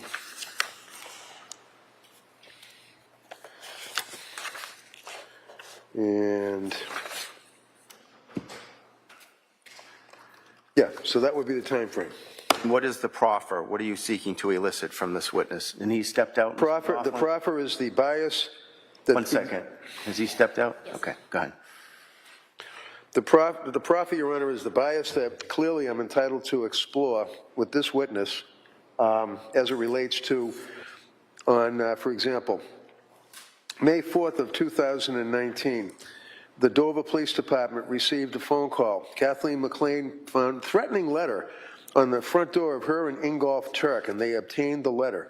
Kathleen McLean was very scared, and Kathleen McLean indicated that she was concerned for her safety as she had issues in her past where her house was broken into, said that her ex-husband, she had an ex-husband, meaning the cop, asked if this could be him. They both stated no. Kathleen asked if we could fingerprint the document. I explained the surface, said there was any alarms in the video surveillance. They answered that they're going to be getting video surveillance. In May 5 of 2019, So Kathleen, that was one incident. that's the first incident I just wanted to reference to the court where they were... Let's go through the incidents one at a time. Ms. McLaughlin? Your Honor, the May 4th incident that he's talking about specifically in the police report stated, she stated that she had an ex-husband, so I asked if this could be him, and they both stated no, meaning the victim and the defendant.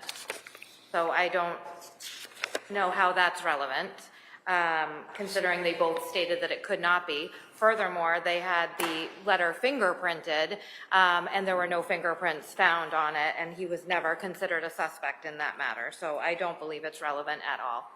So why is that relevant, Mr. Redding? So my point, Your Honor, is that I'm not looking to suggest that Mr. Rocca is the one that wrote the note or left the note, but I want to show their state of mind that both Kathleen and Harry were obviously of heightened awareness, if you will, and were in fear, and were concerned enough that she called the police. That's it, on that May, whatever that dated, May 4th. There's no indication that she called the police with respect to your client, correct? No, my client was one of the ones that was a victim. So why is it relevant? Because it shows their state of mind, that they were concerned that there was a note that had been left on their door. How does it have anything to do with this witness? So that the objection to that incident is sustained. May 5 of 2019. They take a report from a resident on suspicious activity. Resident. This is, when you say that, you're talking about the Dover Police? I'm looking at the police department. I'm sorry, I apologize for that. Dover Police Department, on May 5 of 2019, Detective Chason, Chaisson, took a report regarding the fact that Mr. Rocca had sent a text to Kathleen McLean indicating that he, Rocca, knew that Tuerk has handguns, whatever that has to do with anything. He had a license to carry, license was valid, and he had firearms that he had purchased legitimately and were kept in a gun safe under lock and key. They were very concerned over the fact that he, meaning Rocca, would send this text. McLean states that Rocca has many law enforcement connections and a tendency of getting out of serious trouble in the past. She then made reference to the fact that she's been a victim of domestic violence from Mr. Rocca, which I understand has been excluded by you. I can't get into that, and I would not attempt to. That he's been the subject of civil restraining orders in 2011, 2013. I understand that's been excluded. I won't get into that. It appears the last order, this is the police report, last order expired in 2015. Detective Chason asked McLean if she was in fear at this time. At that point, she was not in fear. They advised she could go to Dedham District Court, contact the department at any time she felt in fear. The main concern is how Rocca was basically stalking them and why he was getting access to information that would normally not be subject to public purview. So this is a text sent by whom? No, Ms. McLean had reached out to the police because they were concerned. I'm sorry, text sent by Rocca to McLean and Harry regarding his purchase of handguns, that he knew that he had handguns, is what it says. This is a text that Mr. Rocca sent to Yes. Katie McLean? To Kate McLean, and she was concerned about that, yep. I don't know why the guy's sending her a text. Your Honor, there is no text, first of all, on the police report or any that we have found. It is a phone call that Ms. McLean made to the Dover Police. Could I respectfully interrupt? I apologize to my sister. It says right in the police report, received a text from her ex-husband, Stephen Rocca. But we don't have the text. I don't care you have the text. It's still a police Let her report. finish, Mr. Reddington. It is a conversation that Ms. McLean had with the Dover Police Department stating that the defendant had purchased handguns from the Bass Pro Shop and that she had received a text message from the witness, Mr. Rocca, stating he has handguns or asking something about the handguns, and they wanted to know how the witness, Mr. Rocca, would be able to get that information, and that was the concern. I don't think this is relevant. I also think it's opening a door to the defendant owning guns. There was a 209A restraining order that we heard about. Sergeant Wilcox was the one who testified about the restraining order. The Commonwealth did not bring in that the Dover police confiscated multiple guns in February of 2020, and that the defendant no longer had access to guns on May 15th of 2020 when he strangled his wife. So, Your Honor, I think we're getting into a situation where we're going to be eliciting testimony that the defendant had access to handguns in May of 2019, then they were confiscated in February of 2020 when the restraining order was issued, and he never received them back. I'm not sure how Mr. Rocca getting the information about the defendant having handguns is relevant to any of the issues in this case, and I would ask that you not allow that testimony. So no, my objection. Okay, the objection is noted. That's, the objection is sustained and the objection is noted. June 14th, 2019, Kathleen McLean called the police in Dover Police Department that she had concerns about Mr. Rocca, that he was acting erratically, that he was basically causing her significant concern, that he was challenging the custody of their children. And she explained that she had sole custody, and then, of course, she gets into his being physically abusive to her, which I understand I can't get into, the restraining orders, which I won't get into. While on the phone with Rocca, while on the phone with her, Rocca called the police department looking to speak to an officer. Rocca indicated that he was upset because he wanted to go see his children. She didn't want him to see the children. He was supposed to stay away. He didn't stay away. Rocca ended up, or they saw, 1752, 522, Sergeant Menace was checking the neighborhood, observed the vehicle in the area of the house, registered to John Rocca, whoever that is. He then made contact with the operator, who identified as Stephen Rocca. At the same time, Kathleen again called the station to report that Stephen was outside her house and that she was obviously concerned. June 14th, 2019, at 5:05, she calls the station, states that Rocca is coming to her house. She obviously was concerned about him coming to the house. The police saw the vehicle there. They pull up behind Rocca, argue with Rocca about he's there to pick up his children. They have this argument. They have a problem in that regard. And then Rocca did not agree with the interpretation and ultimately left the area. Your Honor. Shows his bias. His bias because he was going to pick up his children? I'm not sure. It shows his bias because every time the guy moves, Kathleen McLean's calling up the police and lying about the guy or exaggerating about the guy or trying to get orders against him. Ms. McLaughlin. Your Honor, this is exactly the type of information that the Commonwealth's motion in limine dealt with. It was all bad acts. There was no time frame on it regarding probate court matters, civil matters, anything having to do with the witness and the alleged victim, and it has no relevance into the matter at issue, which is whether or not the defendant killed his wife. All right, so it's sustained with respect to any specifics about the calls to the police department, et cetera. If you want to elicit from him that he would sometimes go and pick up his kids and there would be issues in a general sense, you can elicit that, but nothing further than that. What does that mean? What am I supposed to ask him about? What's a general sense? The fact that the fact that she calls the police on him is what's causing, obviously, an inference that he would have an issue with either her or with him. It goes to his bias. But if you're letting me ask him in a general way, I don't know what that means. I have to ask him. You can ask him if there were issues sometimes when he went to pick up his kids and leave it at that. I don't see why the specifics are relevant and why police involvement is relevant. You asked him where would he go pick up his kids for different periods of time. He answered the Dover house. So to the extent you want to generally elicit that there was some issues, you may. All right, no, my objection to your ruling, and I'll ask him that and try to adhere to the court's limitations. I'd like to revisit the issue that I tried to get into evidence that was excluded by Your Honor as it relates to the argument that they had in 2020 where Rocca was upset at the fact that Chris Foley, the ex-husband, had been hanging out at Harry's Dover house, and I'm quoting from a text, "I was not yelling at you. The concern in my voice is that it's being taken. I'm yelling. It's not yelling. It's concern. If I find out that Chris is at your house again, I'm going to call Debbie from DSS and explain the situation. You're not putting the children's safety first and having him come to your house and exposing them again. That's why the governor has a stay-at-home shutdown order, and they're not going to go to school order, I believe is what it means. And I would have figured you would have got that. I think that, again, goes to the issue of his state of mind and bias as it relates to, and also showing that this guy, Chris Foley, had been in the house as well. Well, Harry's not there. I don't know what relevance that has to do with. Of course not. Okay, sustained. That is excluded. Anything else at this time? No, thank you, Your Honor. And, Not for me, I get enough, thank you. all right, why don't we take no more than 10 minutes, okay? And we'll go to 1 o'clock today. All right.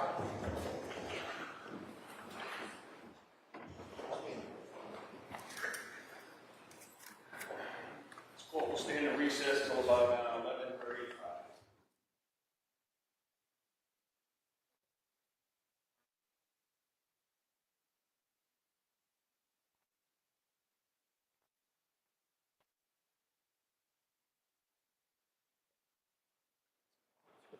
All right, can I see counsel at sidebar, please?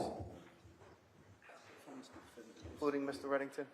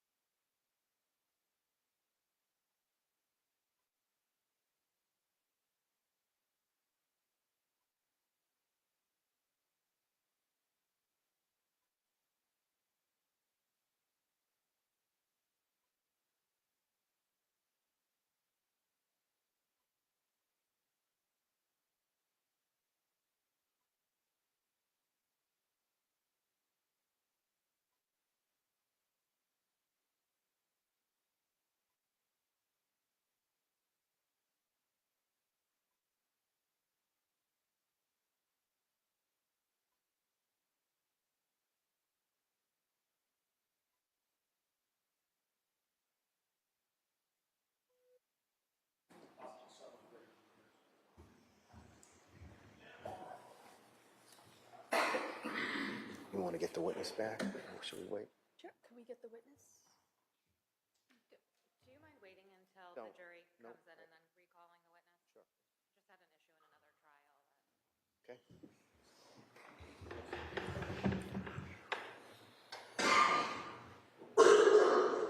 So,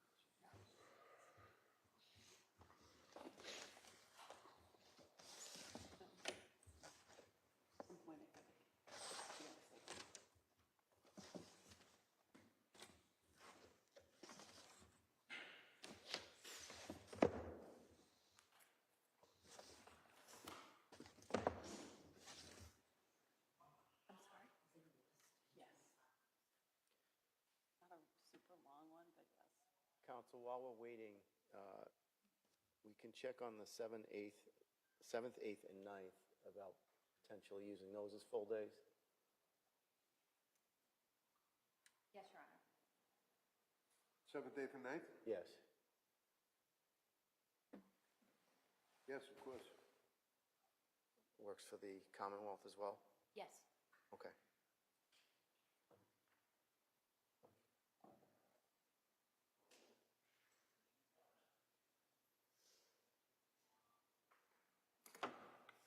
Jurors entering, all rise.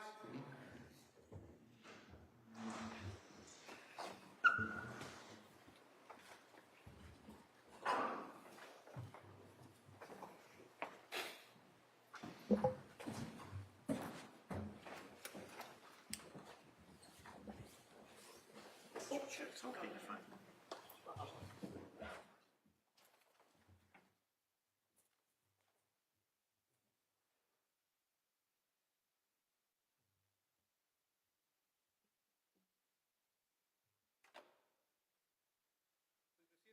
Turn off your cell phones, please. All right, can we recall the witness, please?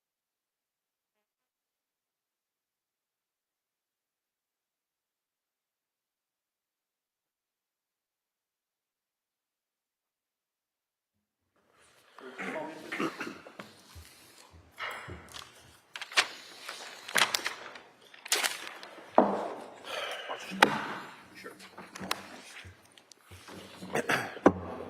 Keep your voice up for me, please. Thank you. As it stands now, Your Honor, then I have no further questions for this witness. Nothing further, Your Honor. Okay, you may step down, sir. Thank you. You got it okay? Thank you.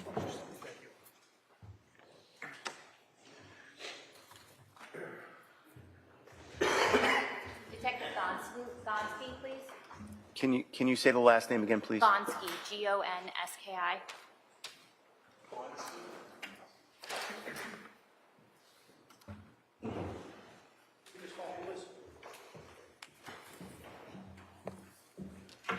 Chief? Yes, sir. Just watch your step. If you're going to raise your right hand and face the clerk on the right, thank you. Do you solemnly swear that the testimony you shall give to the court and the jury in the matter now pending shall be the truth, the whole truth, and nothing but the truth, so help you God? I do. Thank you. Have a seat. Thank you. Just going to keep your voice up, okay? Sure. Great, thank you.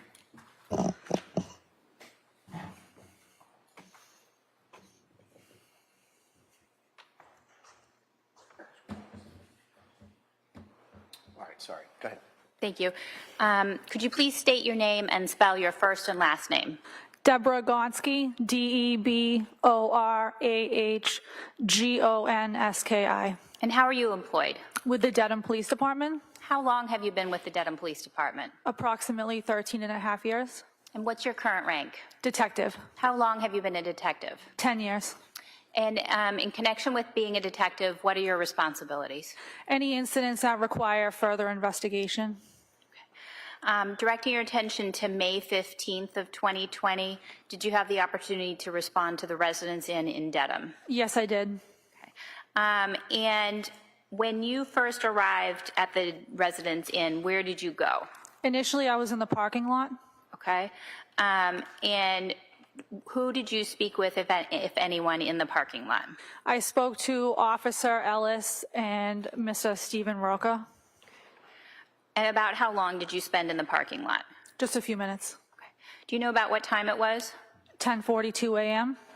And when you met with Mr. Rocca, did he show you anything? He did. He showed me a text message. Okay.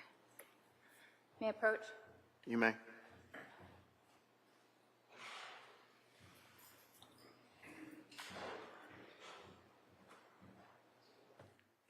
I'm showing you what's been marked as exhibit number 1.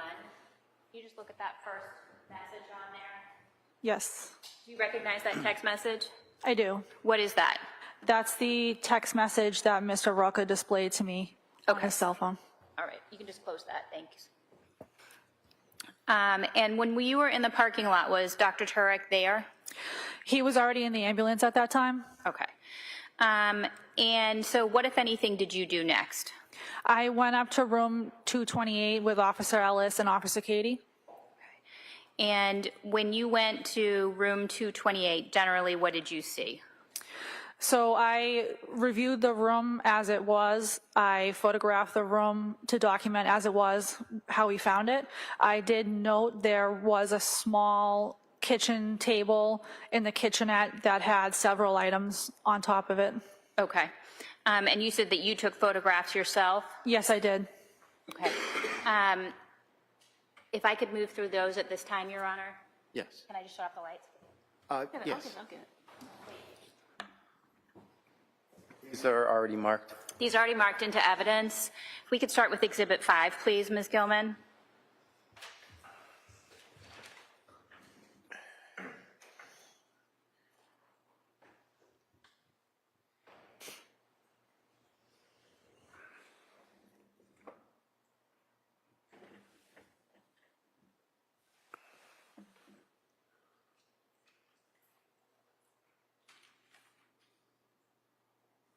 Do you recognize what's in Exhibit 5? Yes, this is the hotel room from the exterior. All right. And is that a photograph that you took? Yes, it is. All right. And could I have Exhibit 6, please? And do you recognize this? Yes, I do. And what is this? This is the kitchen table. Okay. And there's a syringe on that table. Did you learn that people treating from Fallon Ambulance treating Dr. Tuerk had used syringes? They did not. Did they administer Narcan? Not to my knowledge. Okay. And Exhibit number 7, please. What's contained in that photograph? So there is, this is low-dose aspirin that had been dumped out by the paramedics just to confirm that's what was in the bottle was what was supposed to be. And then there's a kitchen knife with a small amount of dried blood on the tip. Okay, and could we have Exhibit number 8, please? And what is that? Apple iPhone belonging to Mr. Tuerk. Okay. And did you do anything in connection with the phone that's shown in Exhibit number 8? I seized the phone. Okay. And could we have Exhibit number 9, please? What can be seen in Exhibit number 9? This is the desk area in the room, and there's just some miscellaneous items on there. Okay. Exhibit number 10, please. What's in Exhibit number 10? This is the bed. And is this how the bed appeared when you were in room 228 on the 15th? Yes. Okay. Could we have Exhibit number 12? And what's contained in Exhibit number 12? This is the nightstand to the right of the bed. There's some water, some miscellaneous items, and a half-empty bottle of, I believe it was scotch. Okay, and can we have exhibit number 13, please? And what's contained in exhibit 13? So this is a photo from the parking lot. This is Mr. Tuerk's vehicle. Okay, and did you observe this vehicle parked in this manner on May 15th? Yes, I did. Okay, could we have exhibit 14, please? And what photograph is this? This is the same vehicle from the rear depicting the license plate. Could we have exhibit 15, please? And what is this? The same vehicle from the driver's side. Could we have exhibit 16? And what is contained in exhibit 16? This is Miss McLean's Jeep Wrangler. And is this parked in the manner in which you observed it on the 15th? Yes, it is. Right, could we have exhibit 17, please? What's contained in exhibit 17? This is Miss McLean's Jeep Wrangler from the rear depicting the license plate. Okay. Could we have exhibit 18, please? What is contained in exhibit 18? This is Miss McLean's Jeep Wrangler from the driver's side. And could we have exhibit 19, please? And what's contained in exhibit 19? This is Miss McLean's Jeep Wrangler from the front. Okay, could we have exhibit 20, please? What's contained in exhibit 20? This is the passenger side of Miss McLean's Jeep Wrangler. And what can be seen in that? There's a kitchen steak knife with a black handle and an empty bottle of scotch. So at the point that you took this photograph, where were you positioned, or how were you positioned? I was standing outside of the passenger side of the vehicle. Both the windows had been left down and the items were in plain view. And did you ever open the doors when you first responded to the residents in the morning of the 15th? No. Okay. Could I have the lights back on, please?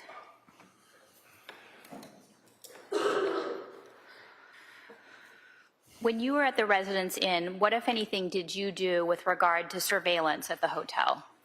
I went down to the front desk and I spoke to the front desk supervisor, George Cummins.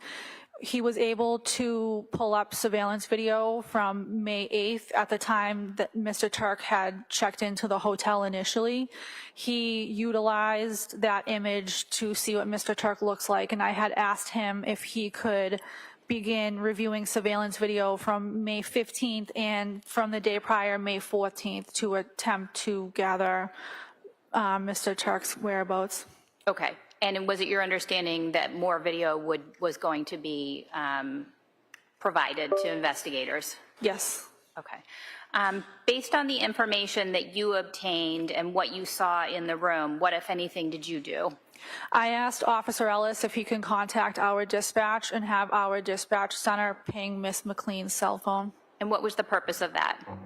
The purpose is to locate the phone and thus hopefully locate Miss McLean. Okay. And under what circumstances would you request a ping? For an exigent circumstance, so an emergency circumstance. Okay. And what, if anything, else did you do? I responded back to the station, and at that time I requested that our dispatch locate a K-9 unit to respond up to the Residence Inn to meet Officer Ellis to search the area around the hotel. Okay. And what, if anything, else did you do? I took a phone call from Miss McLean's sister, Beth Mellinson. And what, if anything, else did you do? I responded to the Norwood Hospital at approximately 2:15 p.m. with Detective Mahoney. We met at the time Sergeant Fanning, now Lieutenant Fanning. And what, where was Lieutenant Fanning or Sergeant Fanning, what law enforcement agency was he from? With the Massachusetts State Police, the investigative unit out of the District Attorney's Office. And why'd you go to Norwood Hospital? To follow up with Mr. Tuerk's status. Okay. Did you take any items with you to Norwood Hospital? I took the cell phone with me. Okay. And what, if anything, did you do with that? The phone was ultimately turned over to Lieutenant Fanning. Okay. And were you able to go into Norwood Hospital on the 15th? Ultimately, we were. Okay. And who, if anyone, did you speak with on the 15th? We met with Ailish Wilkies, one of the directors from the hospital. Okay. And did you meet with anybody else? We met with a Matthew Lowry and a Tara Daub. Okay. And anybody else? Lieutenant Fanning, Detective Mahoney. We met in the family waiting room. Okay. And were you able to meet with Mr. Tuerk or Dr. Tuerk on that day? No. Okay. And so after going to Norwood Hospital, where, if anywhere, did you go? I responded to the area of 29 Valley Road, along with Detective Quigley, also from our department, to assist with a neighborhood canvass around Mr. Tuerk's residence. And what's a canvas? We checked the area for any possible surveillance video or doorbells with video capability, spoke to some of the residents to see if they had witnessed anything, heard anything, And what was the purpose of that? to see if there was any witnesses to anything that had occurred, possibly near or at the residence. Okay. And about how long did you spend in Dover? Couple hours. Okay. Directing your attention to Saturday, May 16th. What, if anything, happened on that day? I contacted Miss Wilkies at 8 a.m. for a status update on Mr. Tuerk. Okay. And after speaking with Ms. Wilkie, what, if anything, did you do? I responded to Norwood Hospital at approximately 10 a.m. along with Detective Porro, also of the Dedham Police Department, and Trooper Kukowski from the DA's office. Okay. And were you able to go into Norwood Hospital on the 16th? Ultimately, yes. Okay. Do you know about what time you were able to go into the hospital? I recall that the interview began at approximately 5:20 p.m. Okay. And what do you mean by the interview? So we interviewed Mr. Tuerk in one of the family waiting rooms that we were situated in by Miss Wilkies. And when you say we, who was present? Myself and Trooper Kukowski. Okay.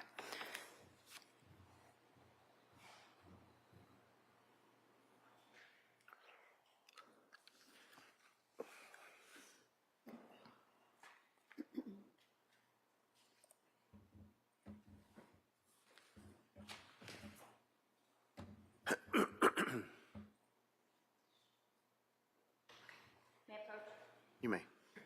I'll trade binders with you. And I'm showing you what's been marked as exhibit number 280. Do you recognize that document? Yes, I do. What is that? This is the Miranda rights that was read to Mr. Tuerk. Okay. And is your signature on that form? It is. Okay. And is there a date and time? There is. And what's the date and time? May 16th, 2020, and the time is 5:21 p.m.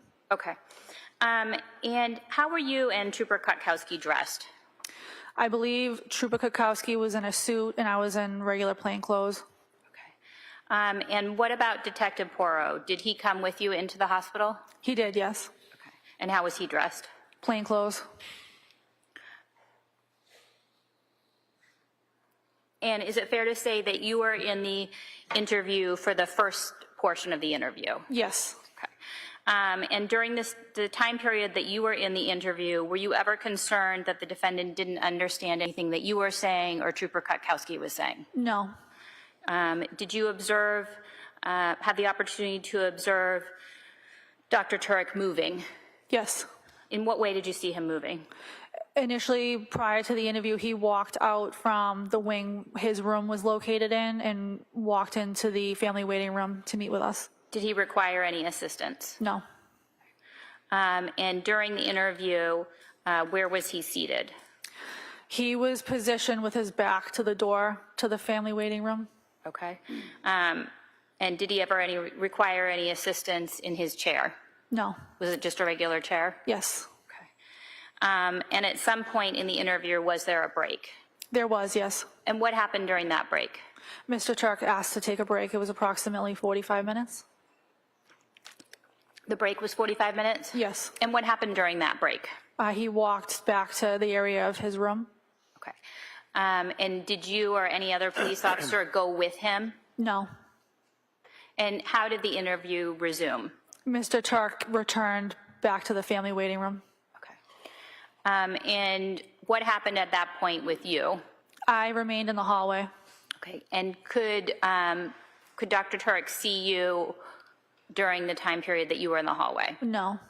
And could you hear what was going on in the room? No, I could not. Okay. After the break, who was in the interview? It was Trooper Kukowski and Detective Porro. Okay. After Saturday the 16th, what was your involvement with the investigation? There was no further involvement from myself as the jurisdiction fell on Dover and the state police. And what do you mean by jurisdiction? That the crime had occurred, alleged crime had occurred in Dover. Okay. Your Honor, could we approach? Yes.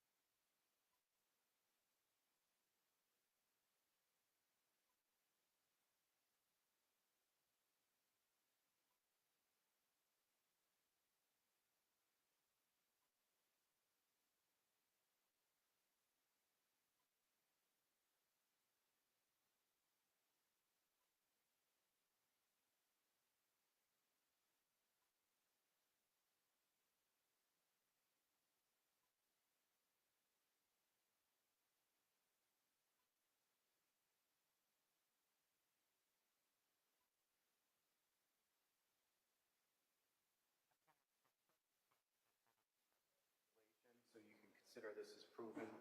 The needle that you saw in the photograph just a moment ago, that was a needle, the parties stipulate, that was used to administer Narcan to the defendant and then left by the EMTs on that table that you saw. Okay? Thank you. No further questions at this time, Your Honor.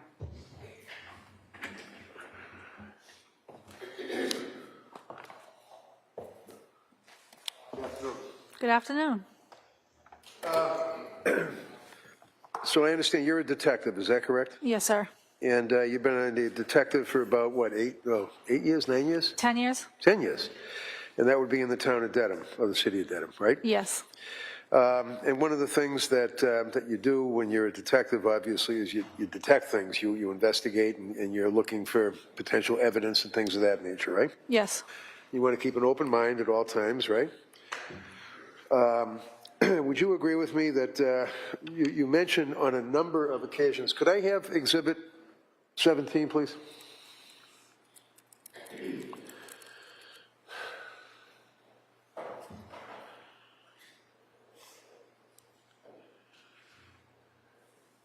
Now, you referenced this motor vehicle, the Jeep, as being Miss McLean's Jeep, correct? Yes. Can I have 18, please?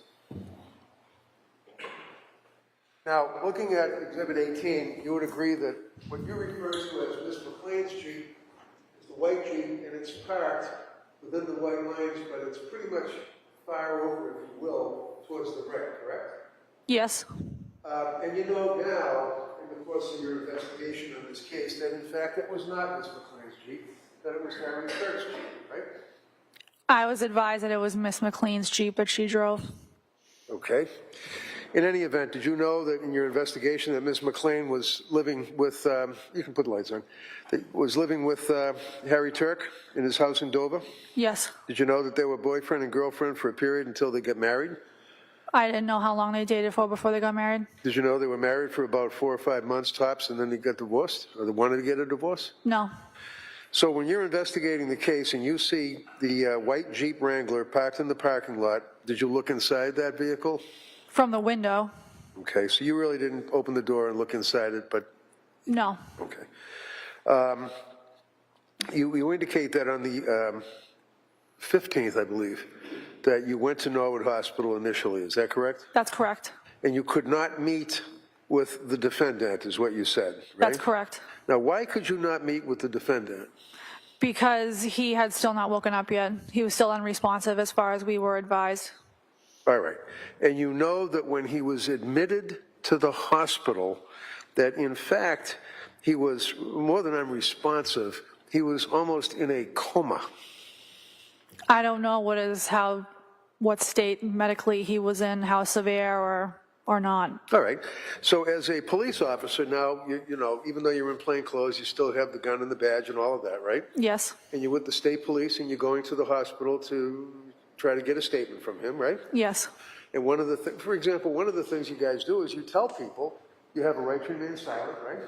Yes. You have a right to an attorney. Yes. Can't afford one, we'll give you one. Yes. Can't, and if you want to stop talking, you can stop anytime, right? Right. Those are Miranda warnings. Right. And the reason you do that is so the person, the citizen who's being questioned by the police officer is able to make, hopefully, a knowing, intelligent, and voluntary waiver, right, of their rights. Correct. Right? Yes. Okay. One of the other issues is that of what's called voluntariness. In other words, is the person making a voluntary statement, not so much a legal statement with the Miranda, but a voluntary statement, right? Mm-hmm. Yes. Yes? Yes. And one of the concerns that you have is, for example, whether or not somebody's impaired as a result of ingestion of drugs or ingestion of alcohol or mental illness or anything like that, right? Yes. So you as a police officer, a detective with your almost decade at the time of experience, a concern that when you're interrogating or questioning a person, as you were, that the person is able to make a voluntary statement to you, right? Correct. And in fact, you knew that Harry Tuerk was in the hospital, and when he was unresponsive, it was in fact because his blood alcohol level on admission was such that the Norwood Hospital doctors were concerned that it was attempted suicide by alcohol. This is the first time I'm hearing of that. Okay. Well, how about the fact that when you observed him in the hospital, did you have at any point have any concern or know anything about his blood alcohol level? I never observed him in the hospital on the 15th, and I was never made aware of his blood alcohol content on the 15th. I see, okay. So it was on Saturday, the 16th, at 8 o'clock in the morning, that you went to see him in the hospital, is that correct? 10 a.m. 10 a.m. We arrived at 10 a.m., but we actually didn't see or communicate with Mr. Tuerk until closer to 5:20 is when the interview began.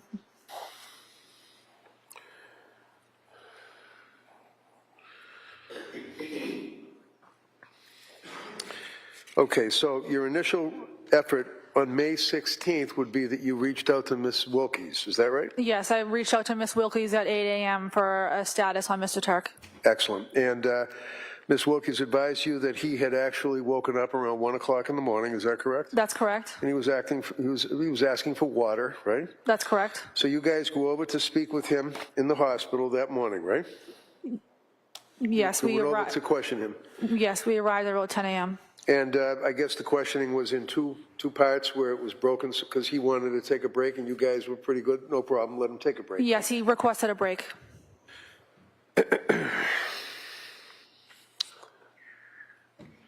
Rona, we have the medical records from Norwood Hospital certified, I believe. I'd like to offer those if I could. Can we just approach? Sure. There's no objection. I just want to approach.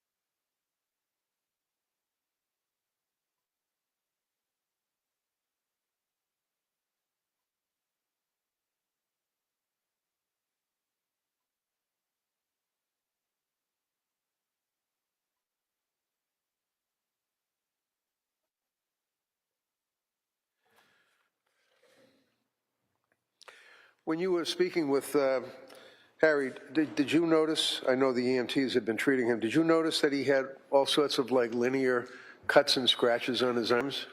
I didn't observe them myself. No? No. Did you see any injuries on his arms or his legs or his torso at all? I wasn't looking for the injuries when we were interviewing him. Okay. I didn't see them myself. How about his wrist? Did you see any cuts to his wrist when you were talking with him at all? No.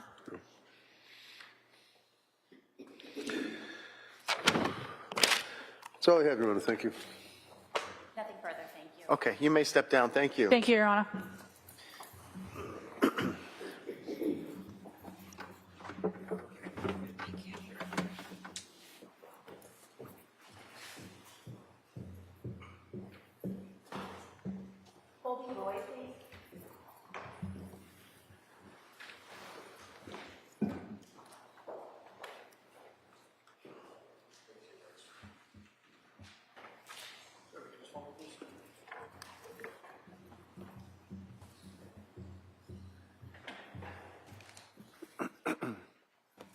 Just take your time, just watch your step. Raise your right hand, face the clerk, please. You solemnly swear that the testimony you shall give to the court and the jury in the matter now pending shall be the truth, the whole truth, and nothing but the truth, so help you God. I do. Thank you. Have a seat. Thank you. Just do me a favor, just keep your voice up, okay? Yes. All right, good morning, or good afternoon. Could you please state your name and spell your first and last name? Sergeant Colby Roy, first name Colby, last name Roy, ROY. How are you employed, sir? Currently by the Millis Police Department. And how long have you been with the Millis Police Department? Approximately 3.5 years. And what's your rank? Sergeant. And how were you previously employed? By the Medfield Police Department. And how long were you employed by Medfield? Approximately 6 years. Okay. So directing your attention to May 15th of 2020, were you working in Medfield Police Department during that time period? Yes, I was. Okay. And were you dispatched anywhere in particular around 2:45 in the afternoon on May 15th? Yes, I was dispatched to the area of Rocky Woods on Hartford Street in Medfield. Where is that generally in Medfield? Off of Route 109, Hartford Street is a cut through that goes towards Dover and Westwood. And did you say Rocky Woods? Yes. What is that? A conservation area, reservation. About how big is it? Approximately 450-ish acres. Okay. So it's pretty large. Is all of that in Medfield? Not all of it. Some of it does extend into Dover. Okay. And on May 15th, when you went to, where did you go? I met with other officers from the Medfield Police Department, probably halfway up Hartford Street, on the side of the road where they were all staging. And what was your purpose in going there? I was informed that they were attempting to locate a cell phone ping that was possibly in the area. Okay. And what was the purpose of the ping, was your understanding? But my understanding was that there was a missing, possibly endangered female that this phone belonged to. Okay. And so then at some point in time, did you leave Hartford Street? Yes. And where did you go? We responded to, I should not recall the exact address, Valley Road in Dover. And who were you with? Officer Bonadies, who at the time was our K-9 officer. Okay. Can you just, for the record, do you know how to spell Bonadies? Bonadies. All right. And you said Officer Bonadies was the K-9 officer? Correct. Okay. And so why did you and Officer Bonadies go to Valley Road? The information that we received from dispatch, the phone was pinging in the area of our Rocky Woods with a radius, a very large radius, and being that it was a large area of woods with people walking in it, it did not make sense to begin a track from the location with the K-9 where we are currently at. So I had asked dispatch what the address was of the location and if that address fell within the perimeter that the ping was coming from. Okay. And did it? It did. All right, so then what was the purpose of going there with the dog? So the purpose was to meet a officer from Dover there if there was going to be a track to be initiated into Rocky Woods, the most logical starting point would be the point of origin where it was coming from. Okay. And this is in the afternoon, is that fair to say? Yes. Okay. And so when you got to, is 29 Valley, does that make sense to you? Yes. Okay, so when you got to number 29 Valley Road, where, if anywhere, did you go? So we pulled up to the residence and began to walk around the perimeter of the residence prior to bringing the dog out. And then I believe as we began to walk with the dog, that's when a Dover officer, Officer Marsher, showed up on scene. Officer Marsher? Yes. Okay. And then what, if anything, happened next? Officer Marsher informed us that he had a entry code to get into the garage of the house that was provided by family to check the interior of the residence to ensure that nobody was inside. Okay. And at the point in time that you were speaking with Officer Marsher, were you aware that police had previously been in the home? I was not. Okay. And so then what, if anything, happened at that point in time? So at that point, we entered the residence via the garage. There was a door that entered into a hallway, I believe, kitchen area, announcing our presence inside the residence. And then we began to search the first floor to see if anybody was there, which there was nobody there. We then made our way to the upstairs of the residence. Okay. And what did you observe upstairs? Upon getting to the top of the stairs, we looked left down the hallway and saw that there was a bedroom door that looked like it had been forcibly opened at the end of the hallway. The door jamb was splintered. It looked like there was damage to the locking mechanism at the end of the hallway.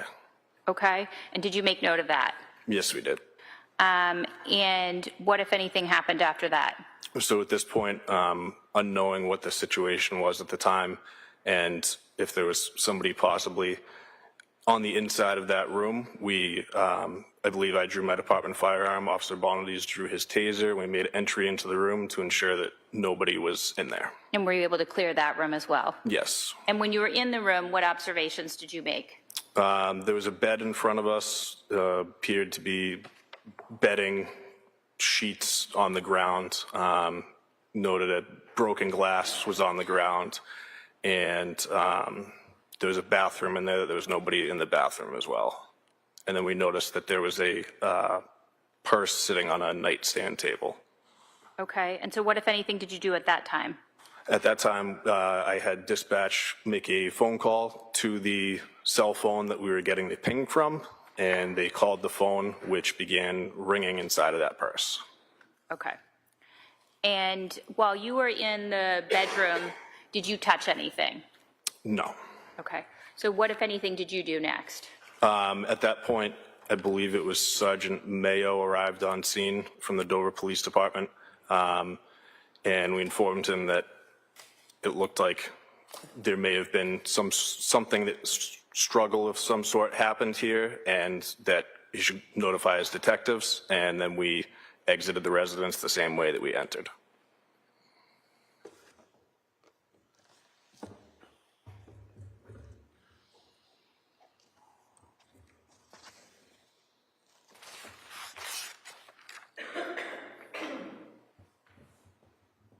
All right. I don't have any further questions at this time. Okay, thank you. 1 minute, please. Yes. Apologize.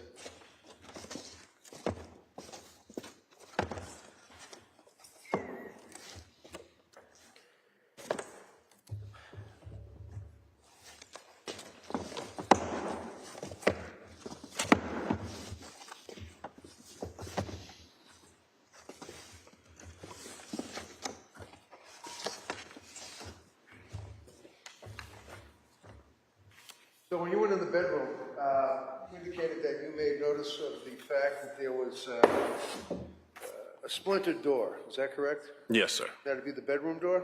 Yes. Top of the stairs, you take a left, go all the way down the hallway, and the bedroom is right there, correct? Yes, sir. I'm going to approach you, sir, with photograph and ask if you can identify that photograph? Is that a fair and accurate depiction of what you saw when you went towards the bedroom? Yes, sir. That would be the staircase there. All right, so, Ron, I would offer this and then I can publish it and then you can point out different things on it. No objection. Okay, maybe a minute. There's a number on the back, Mr. Reddington, is that your number? Yeah, that's right. Okay.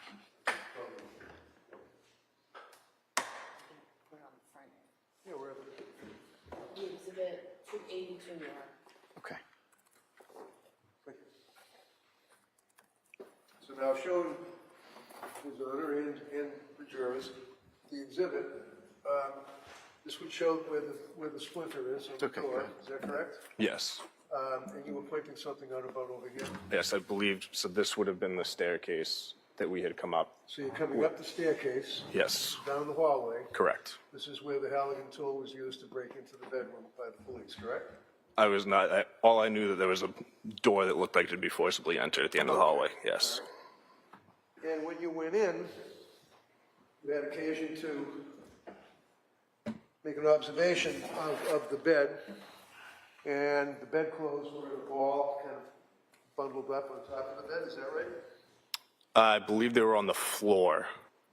There was some bedding on the bed, but there was some bedding on the floor as well. All right, and you made observation that there was a lot of shattered glass on the floor, correct? I would not necessarily use a lot, but I did see a shattered glass of some sort on the ground. Okay. Where did you see the shattered glass? I do not recall exactly, but it was, I believe, between the door and the bed, but I'm not 100% on that. Okay. I'm going to approach you, sir, with what has been marked as C for identification, and ask if you can identify this. Yes. Does that appear to be a fair and accurate depiction of the bed that you're referring to? Yes. And you look in front of the bed area there, does that appear to be what appears to be clear items or glass or something of that nature? Yes, from my recollection, that is what I saw. Well, I would offer this, Your Honor. No objection. Exhibit 283. Thank you. Did you notice what it was readily apparent to be a bottom of like a rocks glass, a drinking glass? I wouldn't necessarily refer to it as a rocks, but some sort of drinking glass, yes. I don't recall if it was on the ground or where it was, but I do recall seeing You that. recall that it was on the ground and one of you guys picked it up and put it on the dresser? I do not recall that, sir. All right, but you do recall that.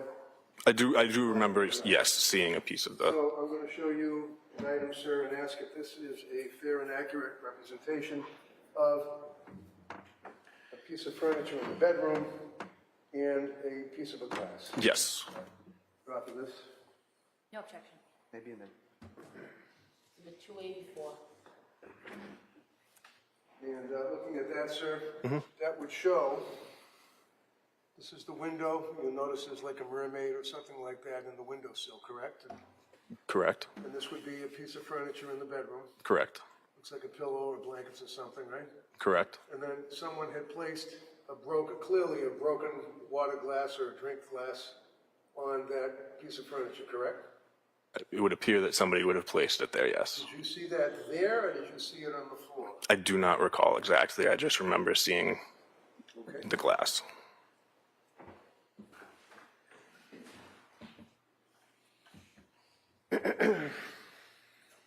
And that pretty much concluded your involvement in this investigation, is that right? Yes. That's all I have, Your Honor. Nothing further. Okay, you may step down, sir. Thank you. Thank you, sir.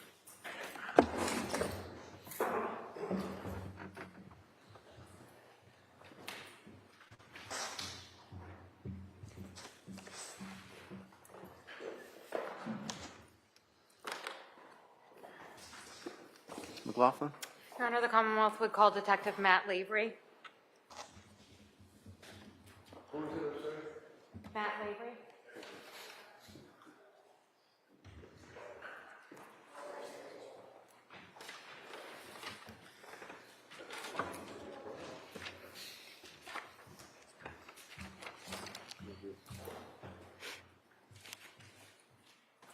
Just take your time, just watch your step. Yes, thank you.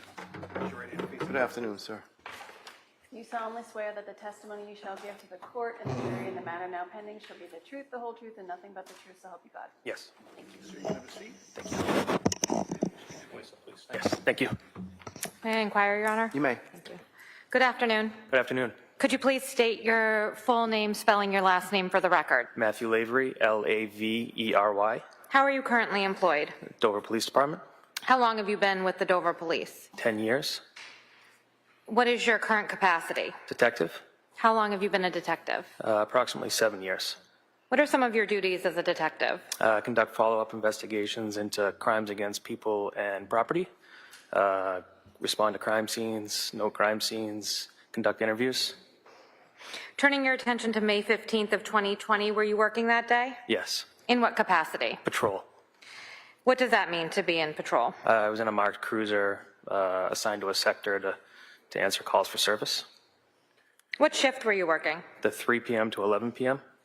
At some point, did you become involved in a missing person investigation? I did. How did you become involved? When I came in, they informed me that they were on Valley Road looking into a missing person. They asked me to go take another call for service and then respond to Valley Road. Approximately what time did you respond to Valley Road? 3:30, Do you recall what number Valley Road you went to? 29.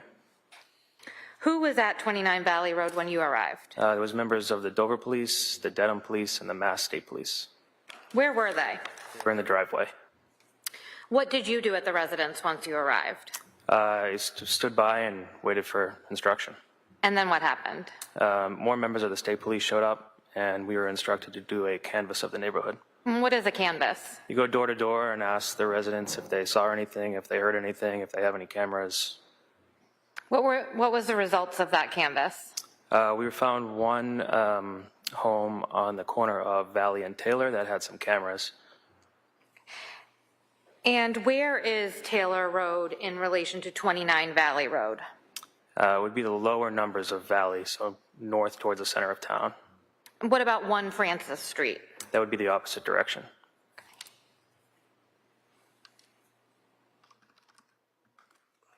So 20 Taylor Road is not in the direction of travel from 29 Valley Road to 1 Francis, is that right? Correct. Approximately how many homes did you go to on May 15th? Approximately a dozen. Was there any video from 29 Valley Road in the direction of 1 Francis Street available that you're aware of? No. After you completed, approximately how long were you canvassing that area? A couple hours. After that canvass, what did you do? We went back to the station to reconvene.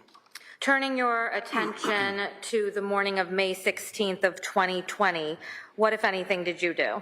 We responded back to 29 Valley. Approximately what time? It was the early morning hours, 2 or 3. 2 to 3 a.m.? Yes. What did you do back at Valley Road? We stood by waiting search warrants. At some point, did the search warrants arrive? Yes. Were they executed? Yes, Were you there when they were executed? I was. What role did you take during the execution of those search warrants? I was in the home helping to look with members of the state police and the Dedham Police. What observations did you make of the home? It was clean, it was tidy. We walked around the first floor, went to the second floor. As we were going up the stairs, I noticed there was some clumps of hair on the stairs. Got to the top, you could go left or right from the landing. Left was the primary bedroom. I noticed the door had some damage to the frame in the door. And the Massachusetts State Police were with you while you were in the home at that point? Correct. After the search warrant was executed at 29 Valley Road, what did you do? We began another neighborhood canvass, now going up Walpole Street, the opposite direction from the morning or the evening before. And did you find anything or gain any information at that point? We were able to get some camera footage that went with the state police, but very little. What else did you do as far as this investigation goes? I assisted as needed with interviews with the state police. On the evening of May 16th of 2020, did you have occasion to go to 1 Francis Street? I did. Why is that? I was notified that the body of Kathleen McLean was located in the pond there. When you arrived, what was happening at 1 Francis? There was a lot of people in the driveway to the home at 1 Francis, State Police and Dover Police. They were standing in the driveway. To the best of your knowledge, was the home at 1 Francis, was that being occupied at the time? No, So it was empty? correct. Was it for sale actively, if you know? I'm unaware. Okay.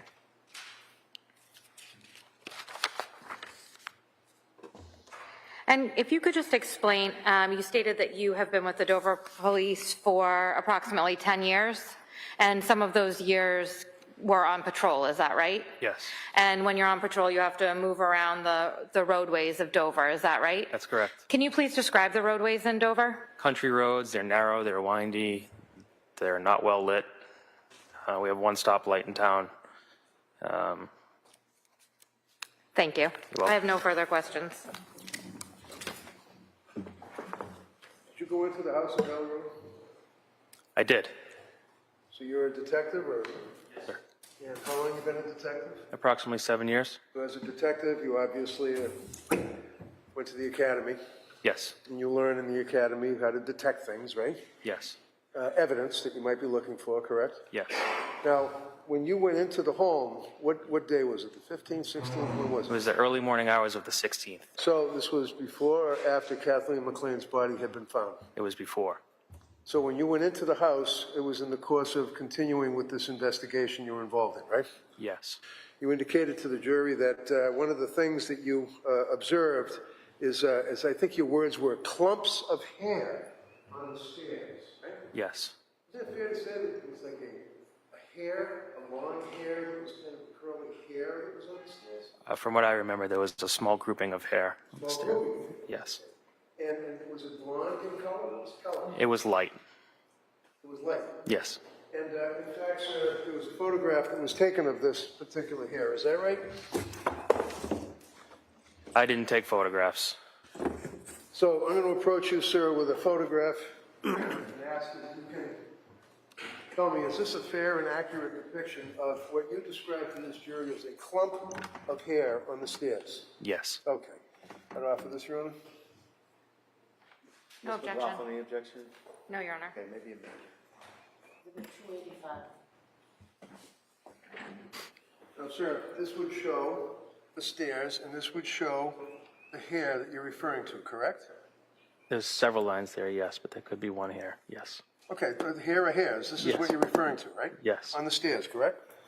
Did you have occasion to look inside the car at any time? I did not. Did anybody, is it your understanding, sir, that there were clumps of hair or hairs all over the furniture in the house, in the living room, for example? I'm not aware of that. Not aware of it. Did you know they had a dog, big Labrador? I did not. Was the Labrador in the house when you were there? I didn't see a dog. Did you see hair all over the house from the Labrador shedding, sir? I don't recall. So you don't know where that came from, do you? I do not. Okay. Now, when you were investigating, you went into the bedroom, I did. up the top of the stairs, hook a left, and then you go in, right? Yes, This is a number of police officers had been in this bedroom up to this point, right? I believe so, yes. Photographs were taken to depict or show or secure evidence, right? I didn't take photographs. Well, I know you didn't, because you have people that will do that, right? Yes, And the people that will do that would be crime scene services, CSI, they call them, right? correct. Right? One of the things that was taken is you noted that there were, for example, in the living room, there was a martini glass that was of interest to be taken on the, right in front of the large couch, right? I see that, yes. And also, it was of note that there were a number of alcohol bottles that were in the kitchen. Tito's, vodka, martini and Rossi, things of that nature, right? I see that, yes. You saw that, is that right? I see it, yes. Put off of these two? Any objection, Ms. McLaughlin? No, Your Honor, thank you. May be admitted. Exhibits 286, 287. Now, when you went into the bedroom, sir, you would agree with me looking at Exhibit 283 that this is a fair and accurate depiction of the bedroom, the bed, and the bedclothes, correct? Correct. Would you agree with me, sir, that there was shattered glass or broken glass all around this area that I'm pointing to towards the floor in front of the bed? I recall there being glass, yes. Yes, and you also recall that there was a large drink glass, kind of like, it looked like it was smashed. I don't recall. You don't recall? Okay, I'm going to show you Exhibit 284. Do you recall seeing that object? I do not recall seeing that.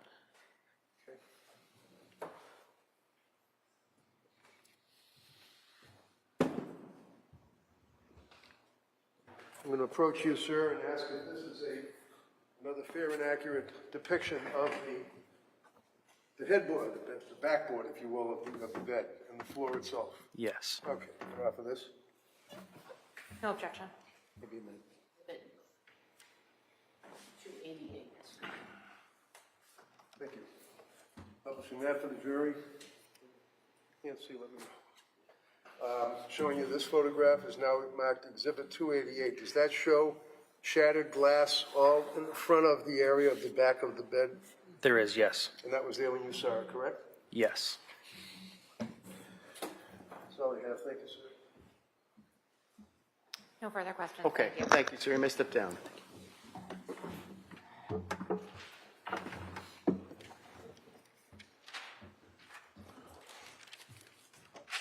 Maybe approach. Yes.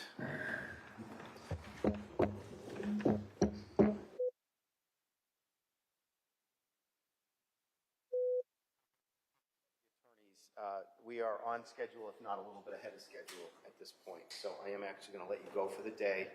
A couple things. Please remember my instructions with respect to both this case and any case in the building. We're talking about the case, no independent research. Do not visit any scenes, no posting anything, and please keep an open mind because you haven't heard all of the evidence yet. I wanted to let you know we are moving courtrooms tomorrow. So we're actually going to be in the courtroom across the hall in the corner. Okay, so report where you usually report, and the court officers will show you where to go. Okay, Officer Land will meet you if you want to park in the behind the deeds building. You're more than welcome to do that. Officer Land will meet you in the morning. Okay, and bring you to the deeds building where you've been going to congregate in the morning, and then walk you over here. Okay, in order to use that courtroom, there may be some up and down stairs that we have to all use. Is that a problem for anybody? If it is, just let the court officer know when you leave today. And I apologize for the inconvenience. It's just the design of this courthouse. So again, I apologize in advance for the inconvenience about moving to another courtroom. Okay, have a great afternoon. I also wanted to let you know that tomorrow is going to be a full day. As you indicated, Wednesday is a half day. So you can plan on a break about 1 o'clock or so on Wednesday. Again, off Thursday and Friday, and I'll let you know about next Monday as we get into tomorrow and Wednesday. Okay, thank you for your time and your patience. Have a great afternoon, and we'll see you tomorrow at 9 a.m. Yes, and I believe, before you go, I believe that we're going to order lunch for you tomorrow for planning purposes. So you can talk to the court officers about that as well. If you want to get here a little bit early tomorrow, by all means, I think you'll be out there at 8, Officer Lance. Okay? Thank you. Is everything all right? Please leave your notebooks in the chairs.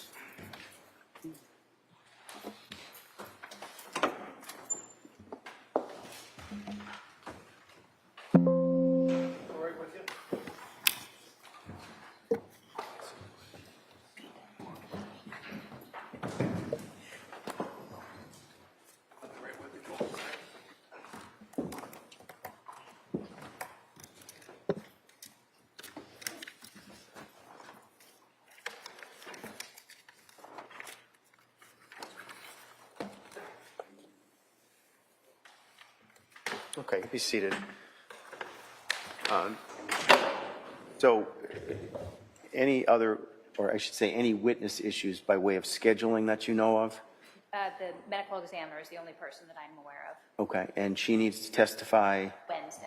Okay. All right, Mr. Reddington, you heard that? Yes, I did. Okay. All right, are you anticipating any witness scheduling issues? No.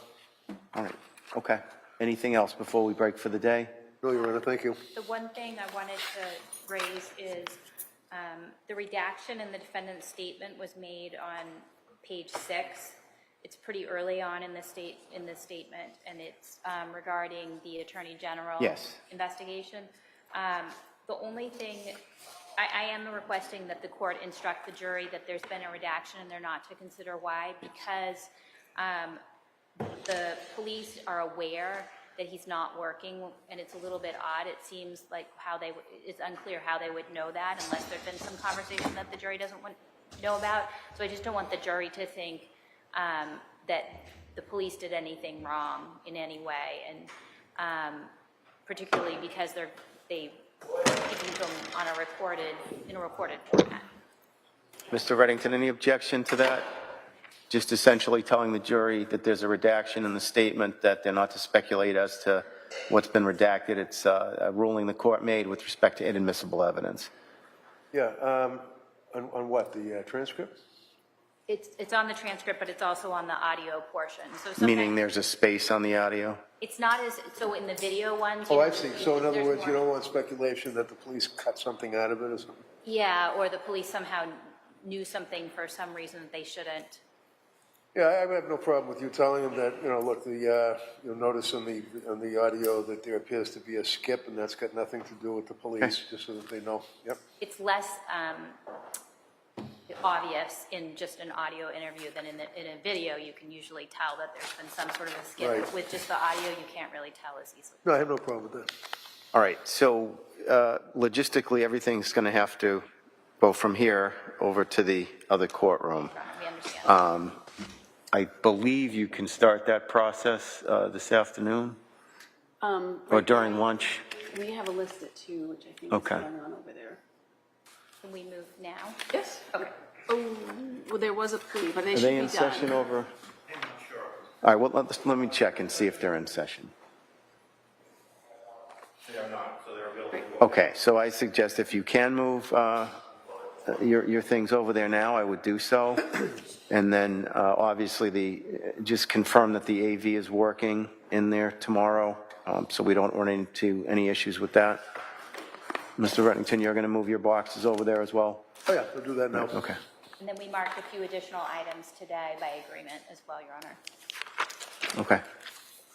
All right, anything else? Yes, Your Honor. Yes. I think that we may need some court intervention on the autopsy photographs. I have provided defense counsel with a final set that I would intend to introduce. I'm not sure if he's had an opportunity to look at them yet.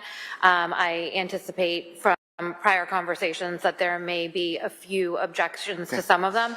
I'm happy to give the court the photographs that I plan or intend to mark as exhibits so that you have a heads up, and maybe we can have this issue done prior to her I testimony. have no problem if the DA gives you copies right now, so you can take a look at it. Okay, and you're saving your objections? Thank you. Yeah. Okay, that's fine, I'll take a copy then Okay, whenever you thank get you. around I'll to go it. downstairs and get them. And I'm assuming you want an instruction, which I would give a contemporaneous instruction with respect to the graphic photographs?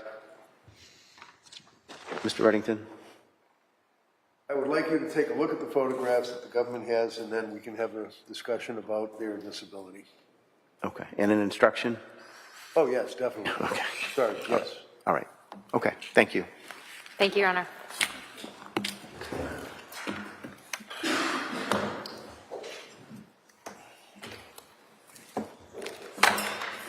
Oh, I was like, where is it? Thank you. All rise.